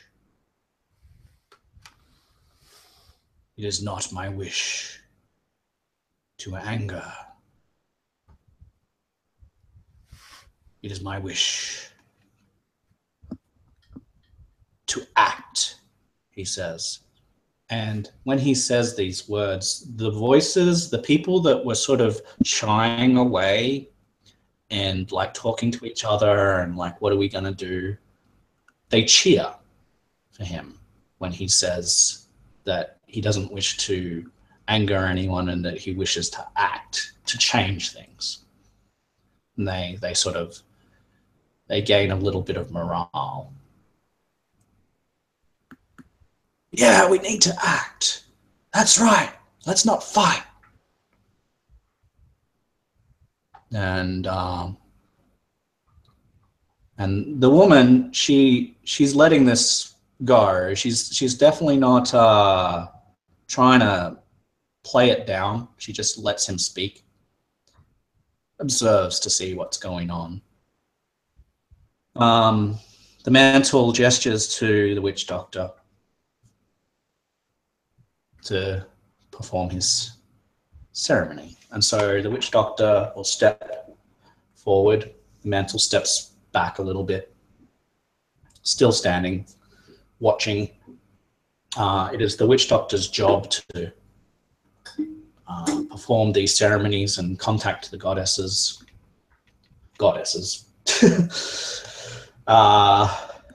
And so that ritual begins. As it begins, the drumming resumes, and the witch doctor gestures to this tent, and a whole bunch of servants come out of the tent, and they carry with them various pipes, long curling pipes, and they start to hand them to Dwarshan from one end of the council to the other. And the Dwarshan take a very solid breath from the pipe and then pass it on to the next person. You're muted, Chepe.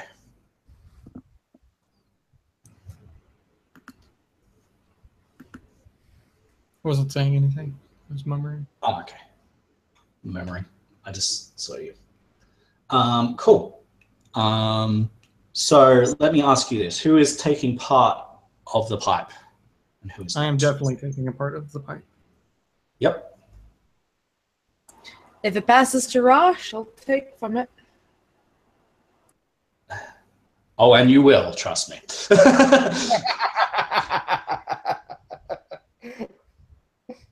Yeah. So anyone who partakes of it will.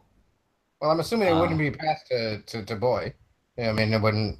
No. They will not pass it to you. But anyone who's. Good. What is? Go ahead. That's fine. Does the doctor mention Nephthys at all? He hasn't yet. He's not yet. Okay. So then he wouldn't react that way. So I'll just protect the pipe then. Okay.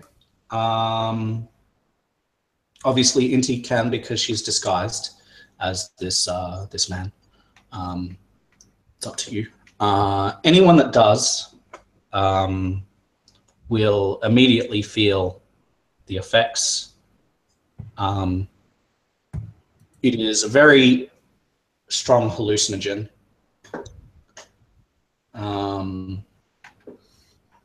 And you'll immediately see figures dancing in the fire and colors, and everything is just bright and loud and crazy. All the figures are doubled, you know, in your head, and so everything looks, and it's sort of slowed down a little bit, but still like just epic in your minds.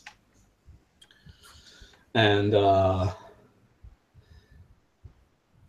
the witch doctor will throw something in the fire, and the fire will flare up. And when the fire flares up, all of you see this great plume of fire, all of these beautiful colors, you know, sparking, and he starts to intone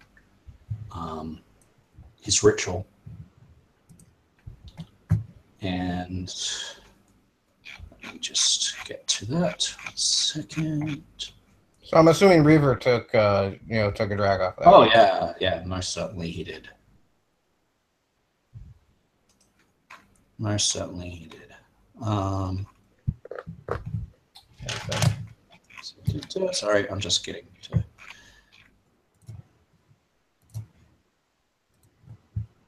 to things. All right. All of a sudden,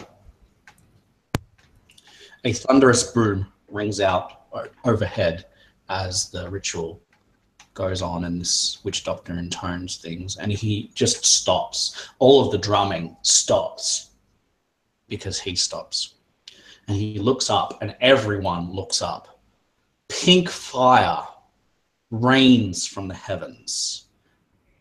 You can see it, bright and beautiful. And it's fire, literally just burning in the atmosphere. And then you see coming through the fire this yellow ball of fire that just sort of parts the pink and then starts to plunge towards the earth. It's far off in the distance, but there's just this booming sound. And then the witch doctor's voice suddenly just changes. And you can see him just moving around. It's like strobe lights, and you see him sort of moving around. He's trying to figure out what to do, and he's looking up at the sky, and his voice is like, "Here is serpent, rise and cry. Fire has marred the heavens.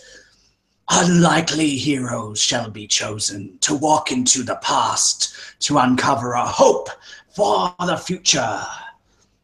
And the ball of fire just continues to move through, and no one's really paying attention to what he's saying because everyone's looking at that fireball, and it comes down and down and down, and you see far off in the distance, it just explodes onto the ground. And there's this great big cloud of dust and fire off in the distance that you can clearly see because of how this mountain is laid out. For anyone who knows the area, that is on pretty much on the borders of Rito, a little bit in on Rito. So it's in Rito territory.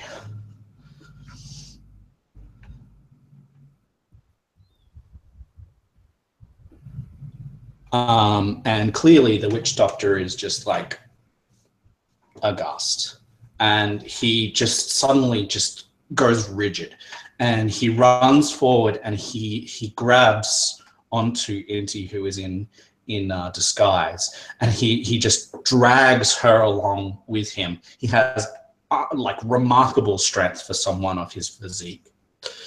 Just pulls her along, not dragging her, but like through the dirt or anything, but pulling her along with him, and you cannot release his grip on you. It's so strong. And he will grab each one of you, and he just, something about him is crazed. He grabs each one of you in turn, and just basically just pulls you all into the firelight. And how do you react to being grabbed? There ends up being 4 of you who are being grabbed. You've never really met each other before, except for Argris and Regeared, who know each other. But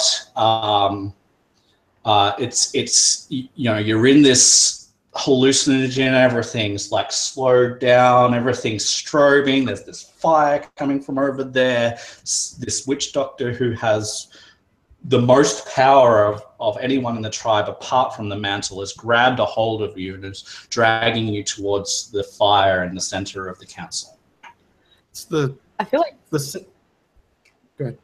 I feel like it'd be just a very surreal moment where it's just like yes, the witch doctor pulling her along, it's kind of like that feel, since she's in kind of this hallucinogen state of just, I need to go, but it's just like she's like, her body's like very much in the, we're not going to do anything, but we'll just kind of go along with this. Yeah, that's exactly where Inti is too. She's very like, whoa, man, this is kind of all right. And then there's this guy that's grabbing me, man. He's grabbing me really hard. What the hell? Ow. Lighten up, dude. But she's not saying anything. This basically old man just kind of hobbles along awkwardly with this crazed druid person. Just kind of like with this like dazed half smile, like, everything's wonderful. Everything's wonderful, yeah. And for Boy, who hasn't had this this smoke or anything, it's not slowed down, but everything is still crazy. You know, you still see the fire, you still, but it's just not as nuts. She's just so in awe of everything that's happening to her right now that she just she knows that she's already been attacked by a piece of paper, and that she's been brought to this whatever a council is, and she better just follow suit like she has for her whole life. All right. And Chepe, he was saying something. Yeah. You know the look when like a dog or a cat first discovers what a light pointer is, and they see this thing for the first time? It's that same look where his eyes widen and he's sweating. So this is the most uncomposed he's been since he's arrived. There's chainmails flailing around. Like, he's a heavier dude. He's taller than a normal Dwarshan. Bury himself in the ground as soon as he feels himself yanked, and for the first time in his life, he's unable to do so. He just kind of flails forward, feeling helpless. The look on his eyes, very similar if a fish just swept up out of the water, caught you, and then was thrown down onto the boat. That level of discomfort. There's sweat just coming down the back of his neck. His teeth were agape for a moment, so if anyone were close, they could see his incisors. Even his clothes got shifted around. They could probably see just a little bit of green, just a small sheen and a blotch come up from his arm, if the traditional clothes just moves back just a little bit. He stumbles a bit forward, and when he finally stops and he's in the light of the fire, he just kind of looks around and tries to take note of the crowd. All right, the crowd is just rapturous. They don't really know what's happening. Half of them, like most of them, are just paying attention to this light, this fire that's pierced the heavens. But as the excitement of that starts to die down in the light of everything else that's happening, people are again sort of refocusing on what's going on before them. The witch doctor pulling everyone into the light, and they start to hear his voice that's been talking this whole time, but everyone's lost track of what he's been saying. And the voice goes on, and this is Nephthys' increase. After Herod's wane, it is a sign. These 4 unlikely heroes, they shall be the ones who walk into the past and find the hope for the future. And of course, those that are paying attention and those that do hear, they're like, what? Who are these people? Like, why are these people being dragged here? And then they're like, some people are like cheering, and others are like, what do you mean? And there's just all this confusion. Boy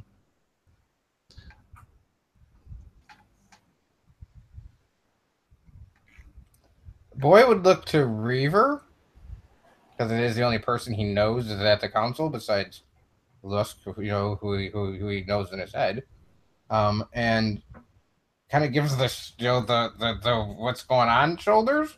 You know what I mean? Like, Reva.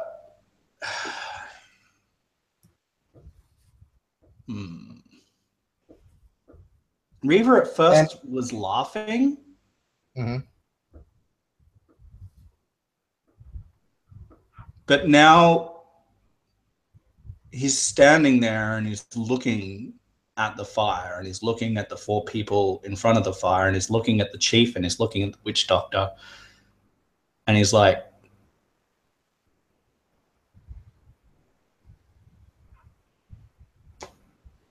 yeah, like what the fuck, you know what I mean, type deal.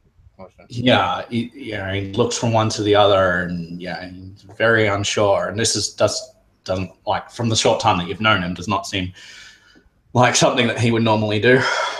Yeah, absolutely. And then quickly, but then quickly in her mind, she says something to to Lusk and goes, "It's a good thing."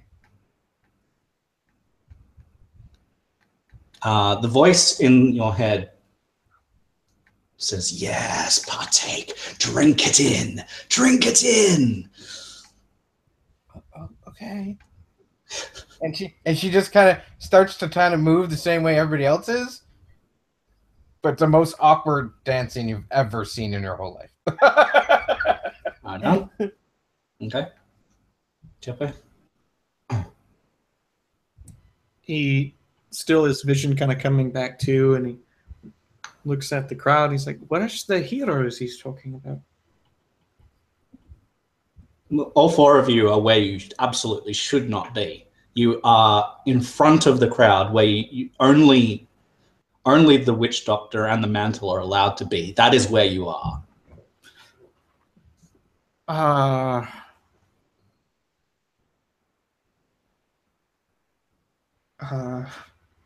And he starts. Garrett's just standing there wide-eyed. Just, what the hell?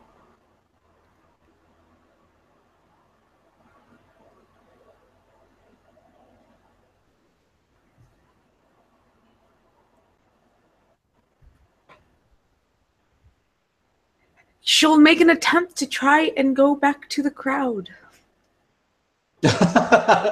He'll, Like, kind of like, I love you for that. Like, as she starts to move, I'm going to reach out to grab her arm.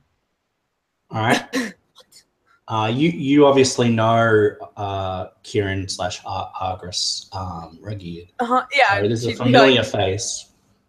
she's like, what? I wouldn't do anything to anger the doctor. I didn't sign up for this. I don't know either. I didn't either. that's so funny. I get to see the look on her face, like she looks around, just kind of gets a smirk, like just like look at the ground, and I can walk away from this. He'll try to pull her closer for a moment so he can whisper in her ear. Look, just play along for now. I don't know. We're not supposed to be. Are we supposed to be up here? Are we supposed to be up here? Dragged us up here, so we better not move. By the way, the old man that was dragged with you is no longer an old man. You're in your normal form, Inti, against your will, while you're in the light. She just looks very like distraught. Not a Dwarshan. I'm also. Well, you're an observation. Neither is boy. Yeah, There's two people that are not Dwarshan. So we have some of the plant people, and then we have a Shania. Well, this is a hell of a witch doctor, isn't it? I'm a boy. And you hear his voice again, like rising up over the term, like the just craziness, and he says, "Unlikely champions, they will go into the past, and they will find what we have lost." And he says, "The children that were lost," and suddenly, like, there's just silence, absolute silence. As he says, the children that were lost, they will find the children that were lost. And just like there's a rush of exuberance coming through the whole crowd, just this wave, and you feel it almost in your bones as they're just like, yes, someone to find the children. My character just starts laughing. She just like looks around. She's laughing. She loses her bananas. Okay. What might we be able to? This seems awful. We haven't found them in the now. Wait, children. Okay. Roangate. What are they talking about with children? And she just like in her tribe, even like children have gone missing, and it's like, yeah, children have been going missing, and we don't know where they are. Wait. You're telling me we've not had a birth in like 2 or 3 generations, and now children are missing? Well, there's been births, but there've been few and far between. Yeah. Yeah, and like in regards, it's like, no, there's been births. This is why I don't want to have kids, and so, but it's just like, no, there's been births, just, well, not very successful, and now on top of that, kids are going missing, and Regid can tell you that all of the children that are missing are between birth age and coming of age.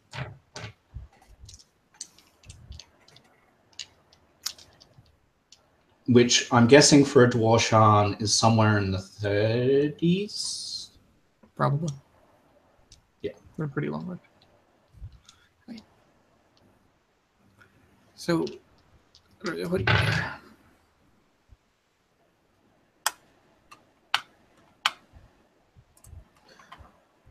One second. Will you stop your laughing, please? Show some respect. She stops. She fans her eyes off. I'm sorry. It's a bit ridiculous, isn't it? She just looks over at the shaman. I agree, but show respect. Don't you? I am showing respect. She Those just who kind do of not mocks restrain- your accent.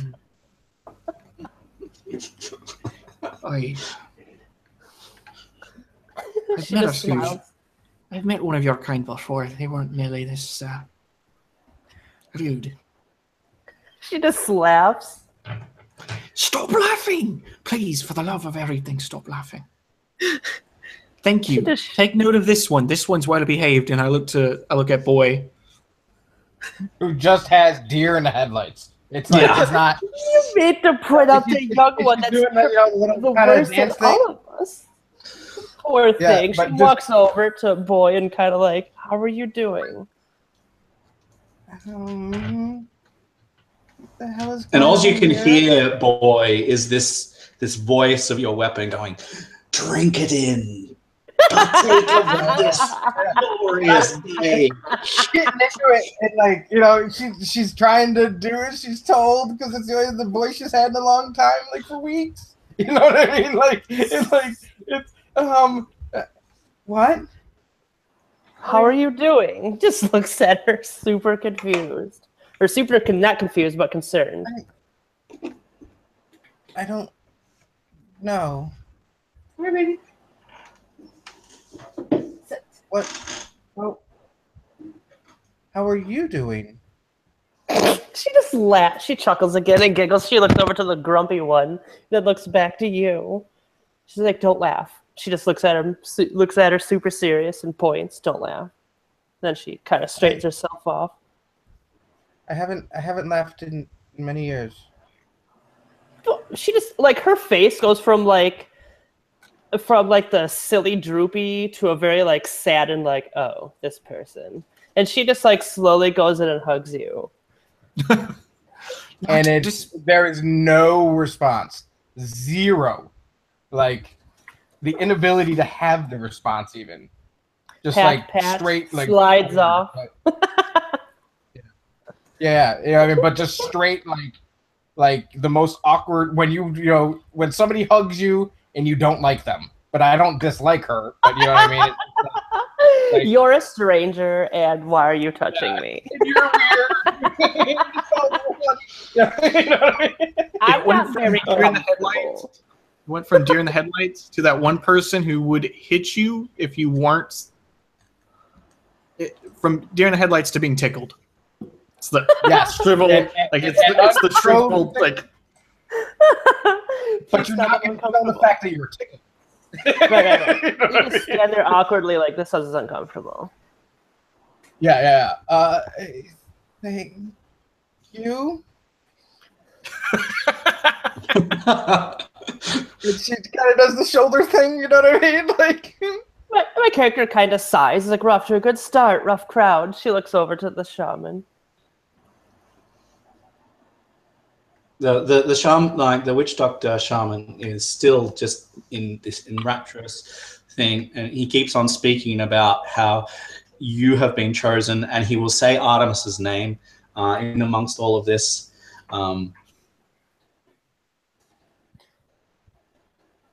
So when he refers to the goddesses, what he's saying is, let me reiterate. Let me just grab this again. I won't do it in his voice this time, just so that I can be a little bit clearer to you. But 1 second. Let me get back to that. So we've got Hera's wane has brought Nephthys's increase, is one of the things that he says. He also says that that Hera's serpents are writhing. He says Hera's serpents writhe and cry. Her fire has marred the heavens, and that in the reign of Nephthys, Artemis has chosen her champions, and these are the 4 champions, unlikely champions. So those are the references that he makes to the goddesses.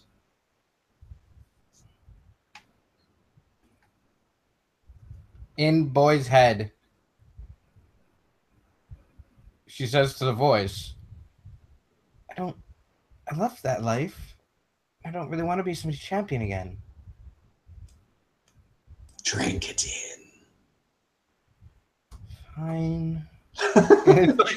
It's total like teenager not want to do it moment. You know what I mean? Fine. Exactly. He will dry up his mouth, hold his dagger closely.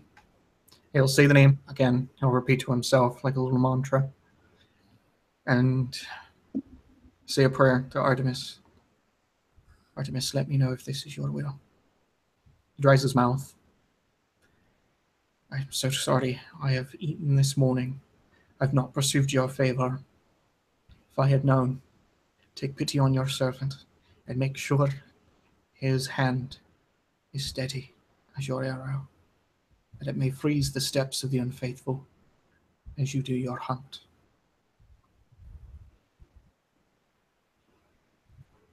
Is that an internal prayer, or are you saying that externally?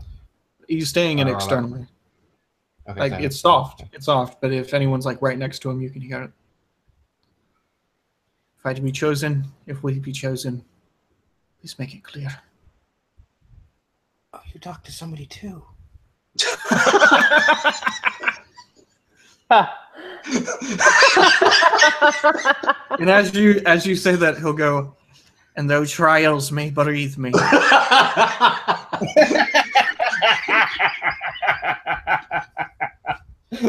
Lol.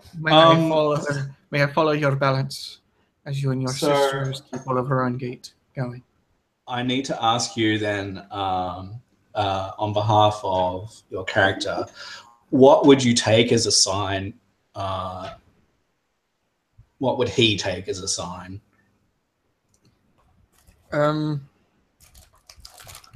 Probably like a white deer or something like that. Something akin to a white deer or a white animal, like an albino. Something akin to her hunt. All right. Or if an arrow just flies out of the sky. Oh yeah, right that's totally gonna happen. There is totally gonna be an arrow. There's definitely an arrow. Okay, so right at this moment, as you finish your prayer and open your eyes, you see an arrow coming down from the sky and land in the middle of the circle. At that point, all of the people that are near that arrow hush and then all point to the arrow and start to scream. Immediately there are guards like swarming into that arrow and looking at it and pointing around and issuing orders. And you hear above the commotion, there's a raid! Right. What? A raid! We'll pick up both of his swords and they're next to him, kilted at his right. So people are like running around furiously, grabbing their weapons, running off into the darkness.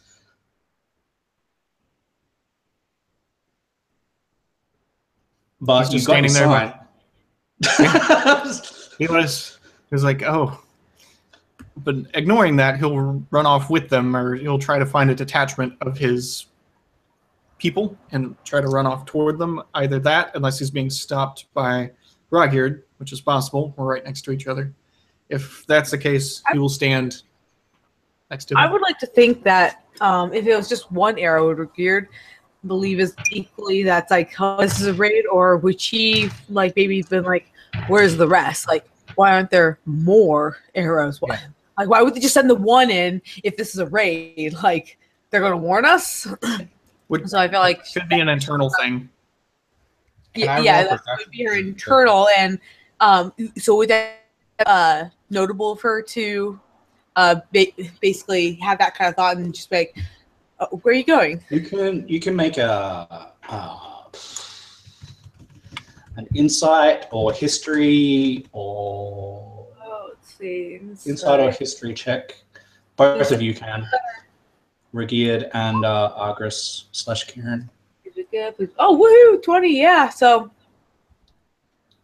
yeah, she sees Argus. Let me just started wait off, for she's like, the phase check. like, and that's why her hands went up, kind of like in the. 17. Oh, wait, what? Like, All right. Yeah. So for you guys, you see the arrow, and you see all of the commotion, and you're like, hang on, that doesn't seem right. You walk up to the arrow, and you can see upon closer Is there ice? investigation. Yes. And what's more, there is a ribbon that's tied to it. The ribbon is what is holding the ice. So you wouldn't see the ice initially. You would see the ribbon, and then if you made contact with the ribbon, it would, you would be able to undo it, and a block of ice, like a small rock of ice, would fall off. The ribbon is the color that is used for a sign of peace by the Tia barbarians. Ah. Yeah, Rob would really recognize that.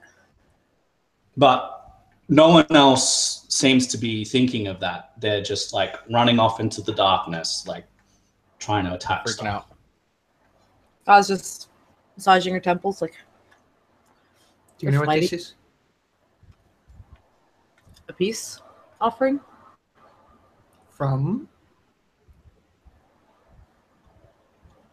An arrow? It looks like As Yes, boy has the white ribbon. The barbarian tribe. I traveled with The them. tires. Mhm. Oh, yes, I forgot. It's weird not seeing you at the end of a sword. She shrugged or axe. Or Just axe, or club. She just seen me a couple hours ago, and she like massages her shoulder too, real quick. So if Boy hears the name Tyre Barbarians, which he might do, being that you're all in the same vicinity, if she might do. So you might hear that. As soon as you hear that, you would hear a roar in your head, like the roar of a frenzied barbarian. You would hear that, and it's coming from the voice that speaks to you. Mm-hmm. Oh. Great warriors. Is that what we're talking about? The voice does not. I wouldn't call them great. What do you call them? Sneaky. And who were you talking to? Because like I said, I talked to somebody too. She smiled.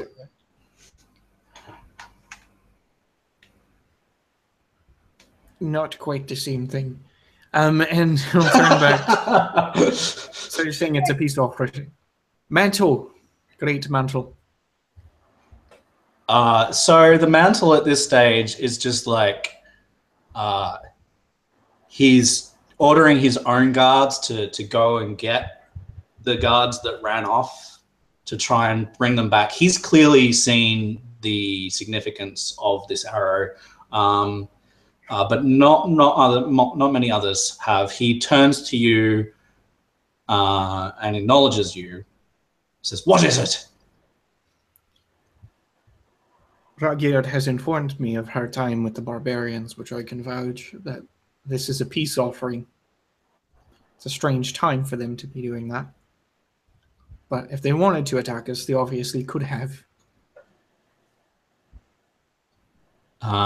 His gruff, fairly rushed voice, and this is the first time that he's spoken in a rushed manner, because he's so just like, he's all over the place, like everything's like all over the place.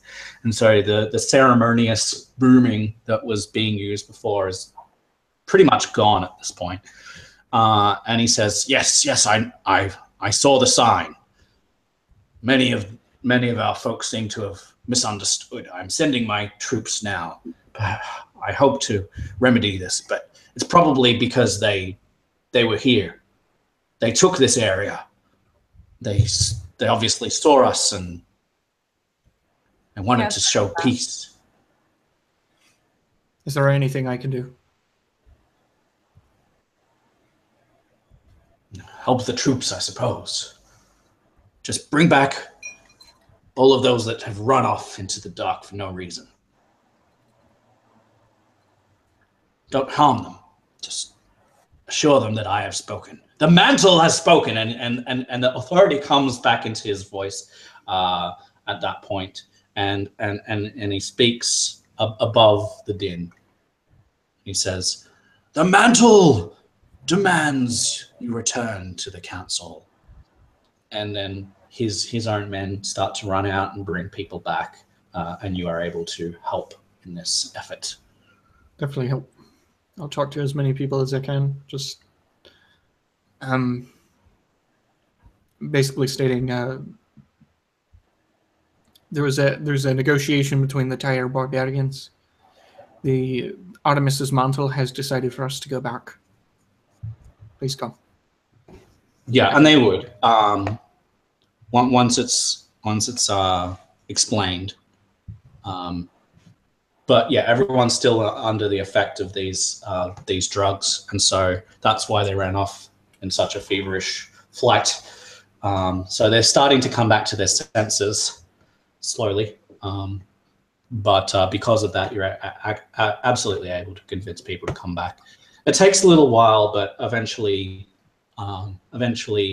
the ruckus dies down, and people are brought back. And when it looks like the majority of people are brought back, the mantle will resume his place. All right. Can I say something real quick? Yes. Okay.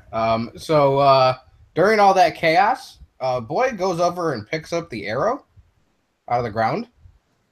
Sure. And is now holding it. All right. But back, trying to fit in, but she's holding on the arrow, and she's hiding it behind her body. Okay. Sure. You've got it. Okay.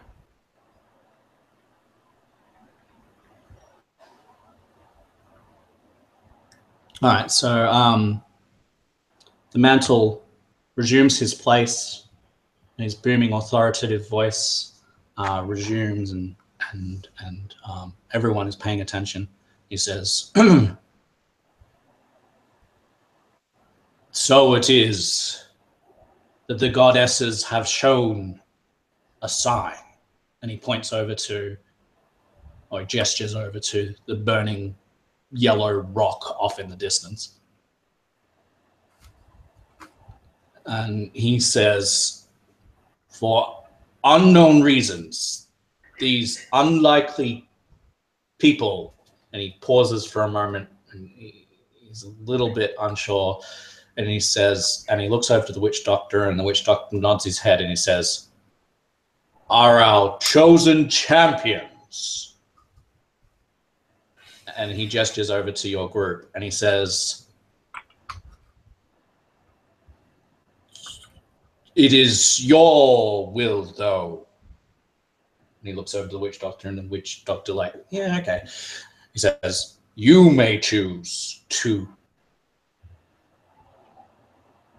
walk or not.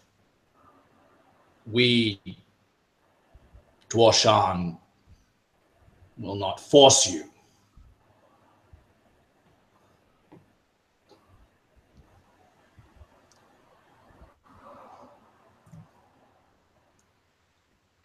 Did you say walk? "Yes," he says, and he points over to the witch, to the shaman witch doctor, and the witch doctor, and he's like, "Get over here." And it's like, he comes over, and he's like, "Yes, if I have read the signs correctly, the champions walk into the past to discover the hope for the future."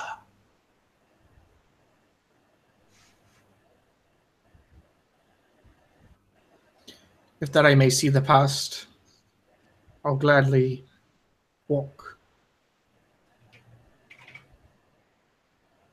That is well. And the chief will nod solemnly and say, "We appreciate that." And he turns to the others. Says, "You too may choose."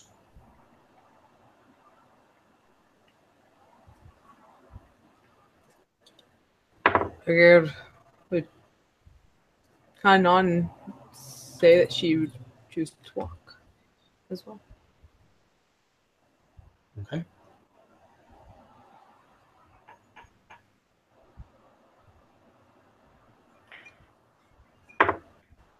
Indy shrugs and she whistles. Yeah, I'll do it.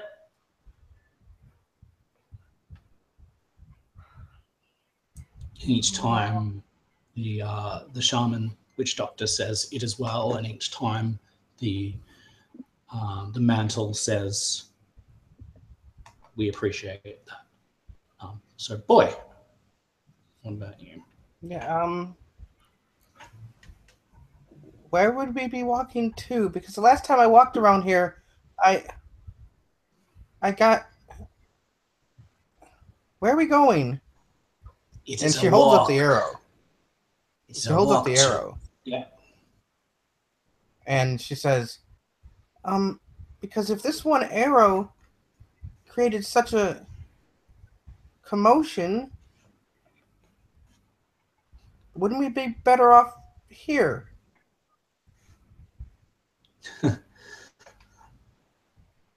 The witch doctor says, "It is a walk into the past. First, you will need to fast. Then we will need to partake." And he uses a word that a couple of you would recognize. He would say, "We would set aside sustenance and embrace the kuku nena."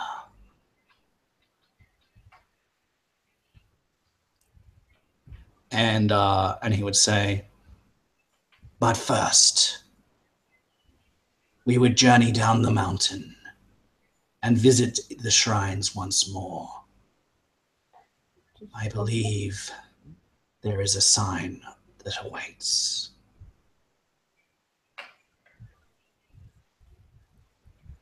So then, I've done much walking,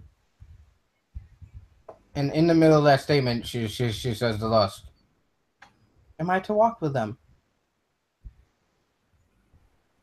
Luz says, Yeah, those. Sorry. he says, "Do you wish to meet me for real?" Yes. Then yes, you will walk. I will walk to lose Izotech. She says out loud. Okay, if you say that, then Ragid and Argris would be able to roll to understand what you mean. Sure. And if I can they do history. understand what he means, yep. So history. That's going to be a 20.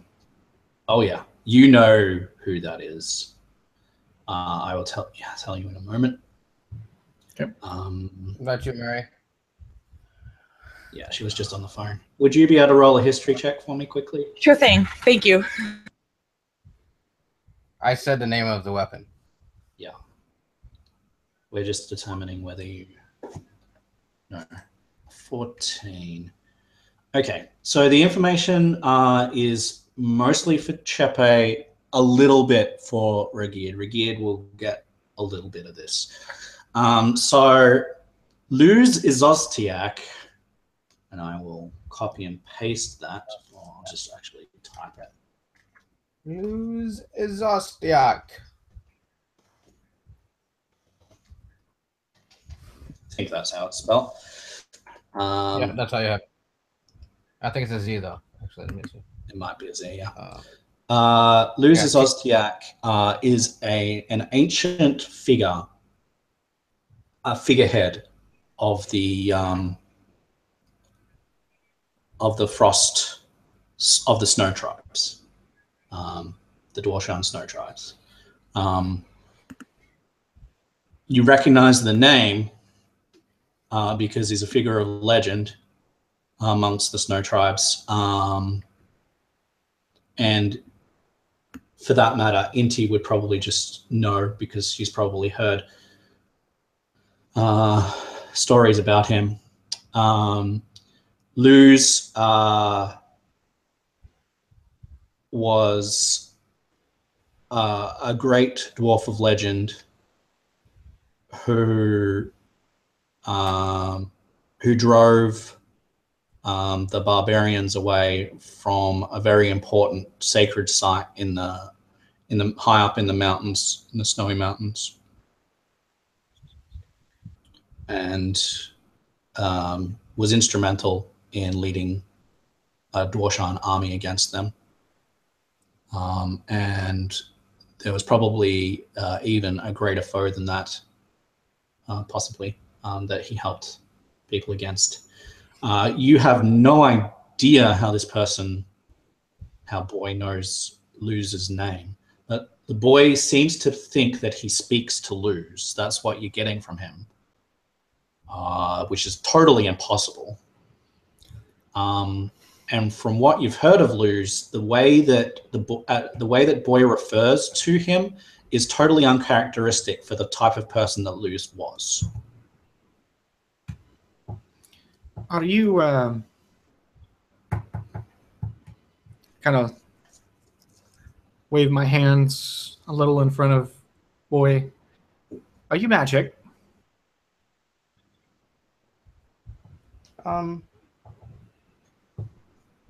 Kind of. I can make things happen in battle. Right. That would explain something why you're. But Wait, hold a moment. no, it's fine. It's fine. Take no offense. No, it's not offense. It's Look at right here. He's a magic user. I'm a she. First off, and what is your name, she? Boy. Do you have an actual name? Boy. What is your name? Well, Luz has been calling me Loana.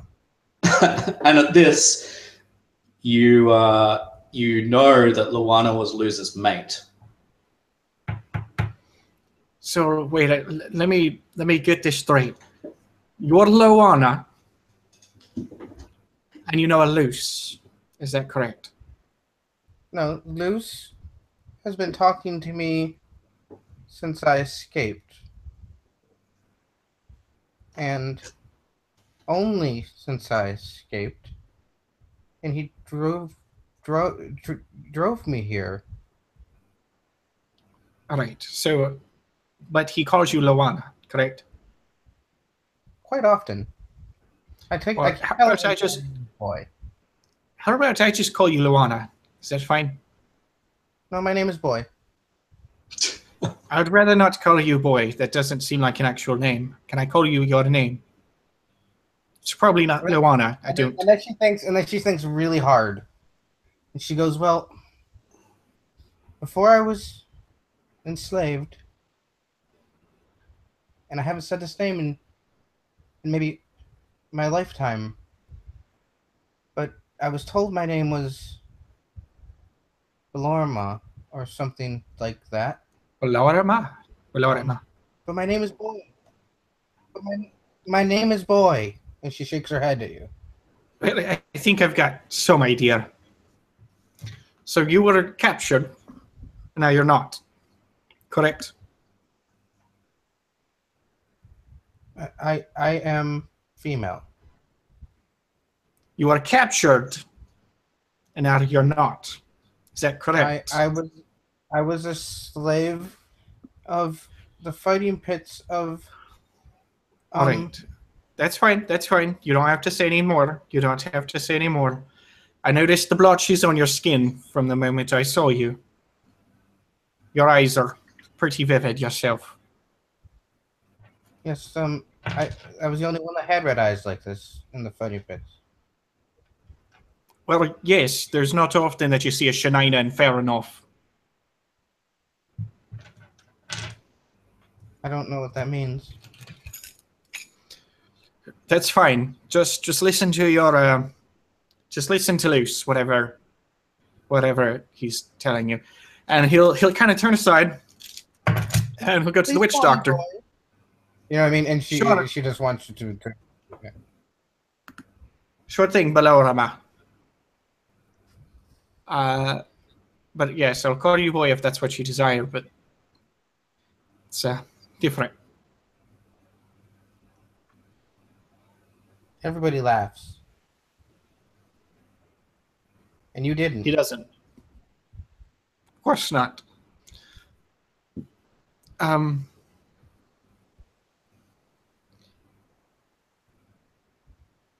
There is a lot to talk about, but sir, and he'll go to the witch doctor.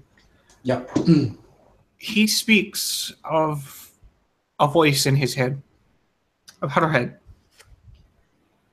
Luce Storizak. And he's calling her Loana.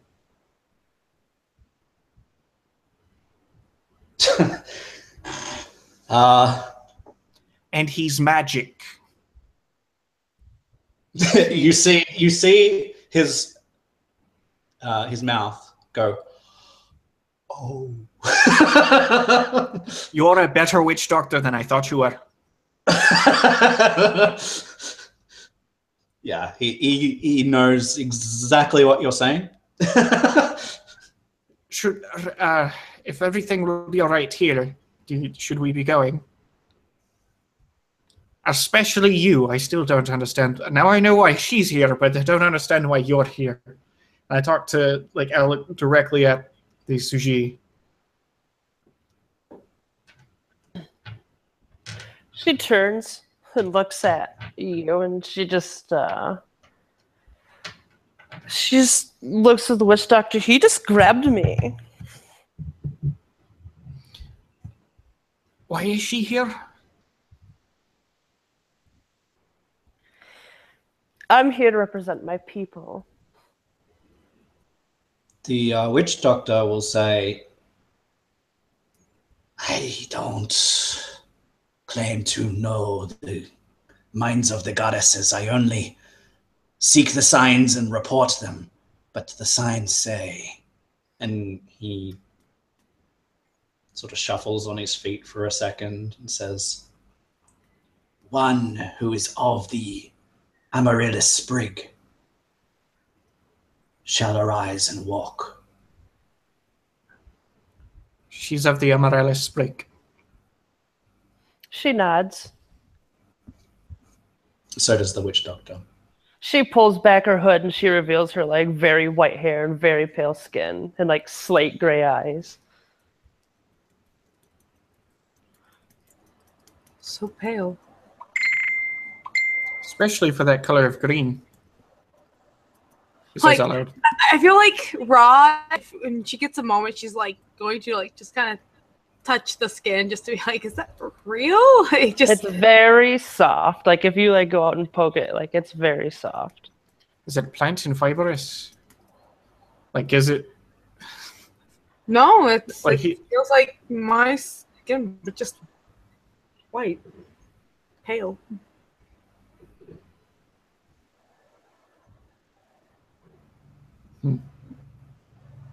Plants in the frozen wastes have to adapt. Then she bows politely. Yeah, one thing you do notice about Intu's skin, if you do touch it, apart from what has already been reported, it is actually warmer to the touch than a normal person's skin. Yeah, okay. So, yeah, Ra would just kind of hold out hands like, may I? And just like as though she wants to shake hands or something. So if Inti put her hand in her hand, Yeah, no, Hinty would shake her hand, give her a good hearty. It's a very dwarven handshake. she'd be impressed, but she'd like after like the first kind of shake, like she wouldn't continue it, like because I would imagine Inti would like go into assuming it's gonna be that, and so like the one shake would happen, she'd just kind of like firmly twist her hand over and then just kind of touch it, like no, we're not shaking. I want to check out your hand. She would squeak when you would like manhandle her because she's not like it took like all of her strength just to give you a dwarven handshake, her dwarven handshake. Yeah, I can see her being able to but then all of a sudden you would just like easily overpower her and she's like Brant. Yeah, I can even see like in the back, like broad head, like whoa, like I was not expecting her to just go into a handshake. I just wanted to hold her hand so I could touch it. And be like, wow, that's real. It's not powdery, and unless it's that magic stuff that people have been saying, but like, no, that's So the the witch doctor looks to Argris and says, I don't know if this satisfies your curiosity. It's not curiosity. I just... He'll reiterate what the signs told him, which was not your names. The signs told him a half Orluk, half Dwarshan would arise and stand. That and he will basically tell you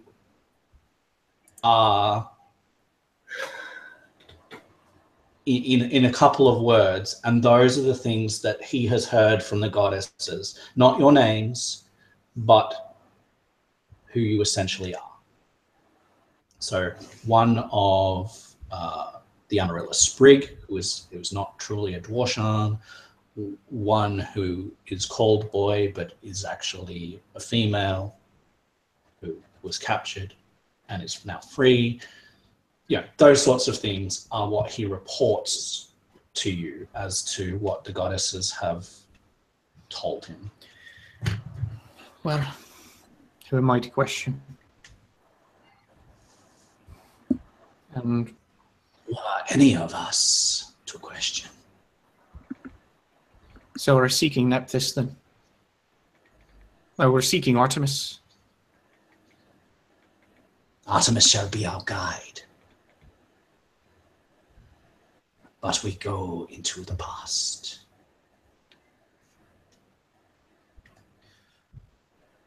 None of you eat.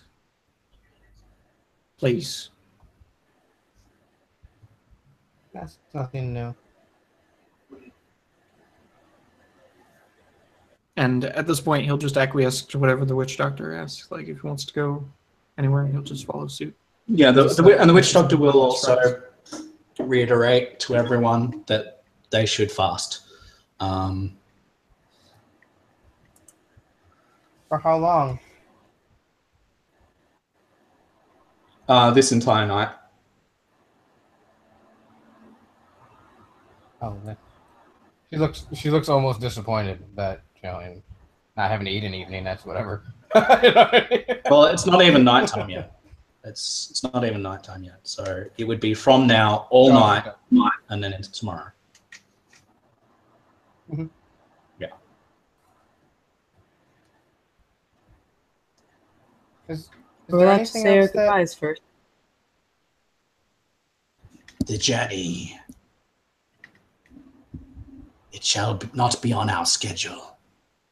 I believe that it will not be tonight. I need my own preparations. But we may be waiting for some time. Okay.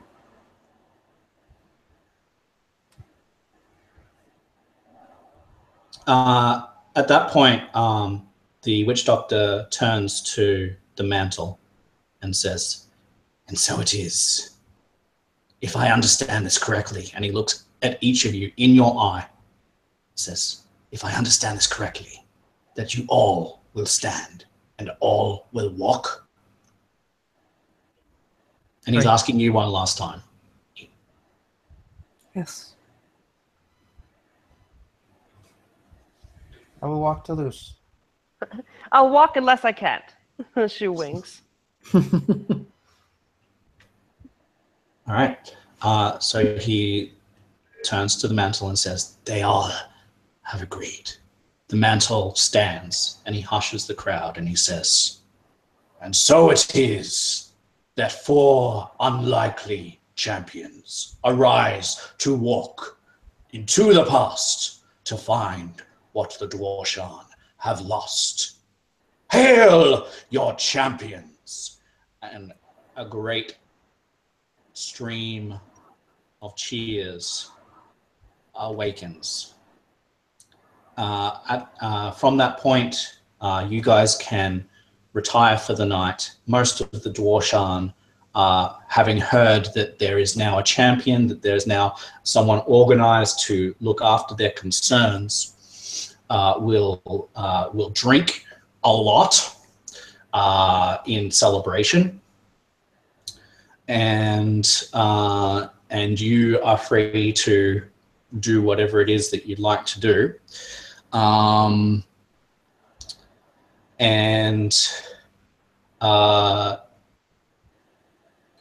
get a quick summary of what you choose to do for the night, or for the rest of the day/night.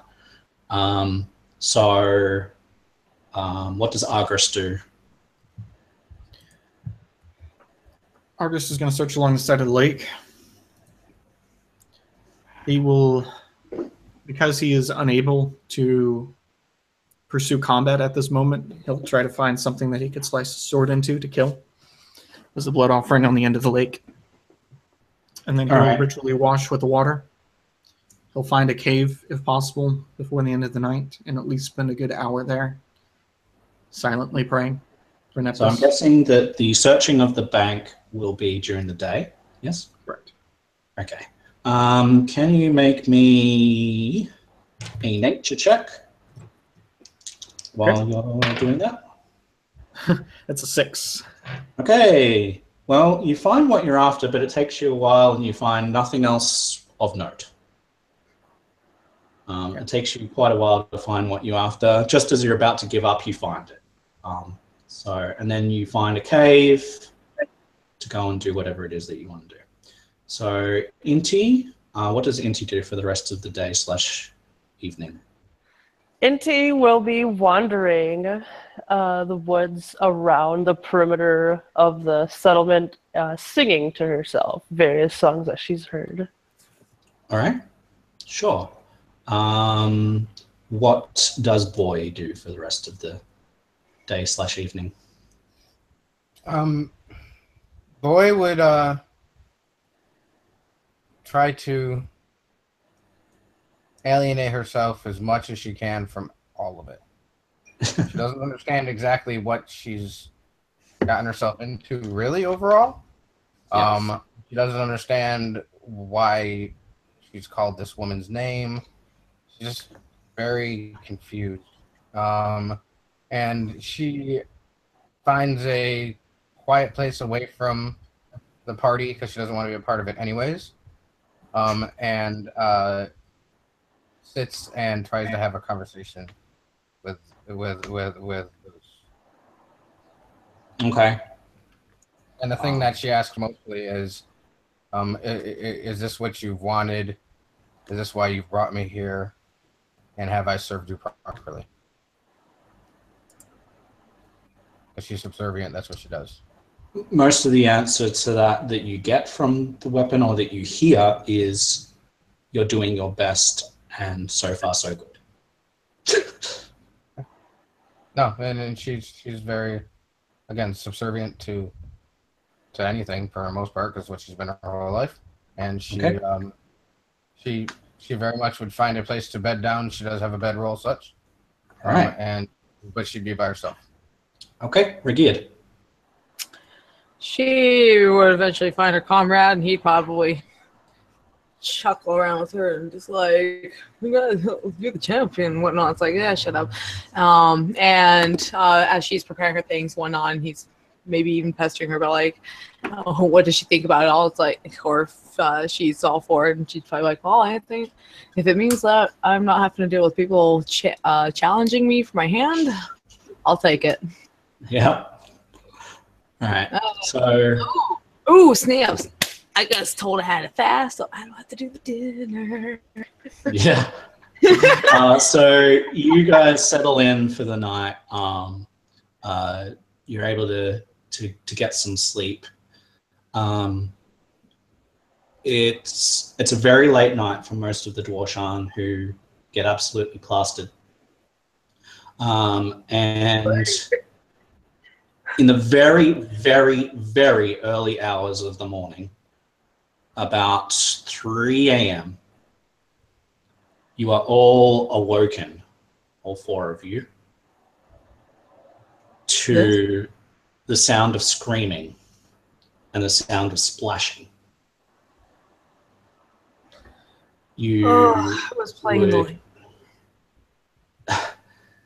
you would come out of your huts to see a number of Dwarshan men completely off their tits in the water, and you would see a bunch of very attractive female Dwarshan completely with no tops on in the water as well. And you do not recognize any of these Dwarshan. It is the lake is actually glowing with a phosphorescent sort of glow, and you can see something moving underneath the water. And as you watch, one by one, Dwarshan men start getting pulled underneath the water and start to drown. And that is where we will leave off for today. No! Hugir wants to go save people. As our fine Dwarshan gentlemen are somehow, unless you want to have an encounter right now, as it is more than 3 hours gone. I can run it now. No, I got places to be. I figured. So, yes, we will resume next time at the start of the encounter with these very attractive, breasts out Dwarshan women who are apparently not what they seem. Hopefully you have all enjoyed the first session for this campaign of Roangate. It is named The Whispers of the Ancestors. And next time we will obviously find out what these creatures are, and we will follow our unlikely champions as they start on their quest to walk into the past, whatever that means, to find hope for the future. I have been Matt in a Hat, and I've had with me four wonderful players. Chepe, who's been playing Argus, Tina, who's been playing Inti, Corey, who's been playing Boy, and Mary, who's been playing Ragid. Thank you very much for playing, and we'll see you next time in the next session. So bye for now, and we'll have a quick little chat before you guys head off. Bye-bye. Bye, guys.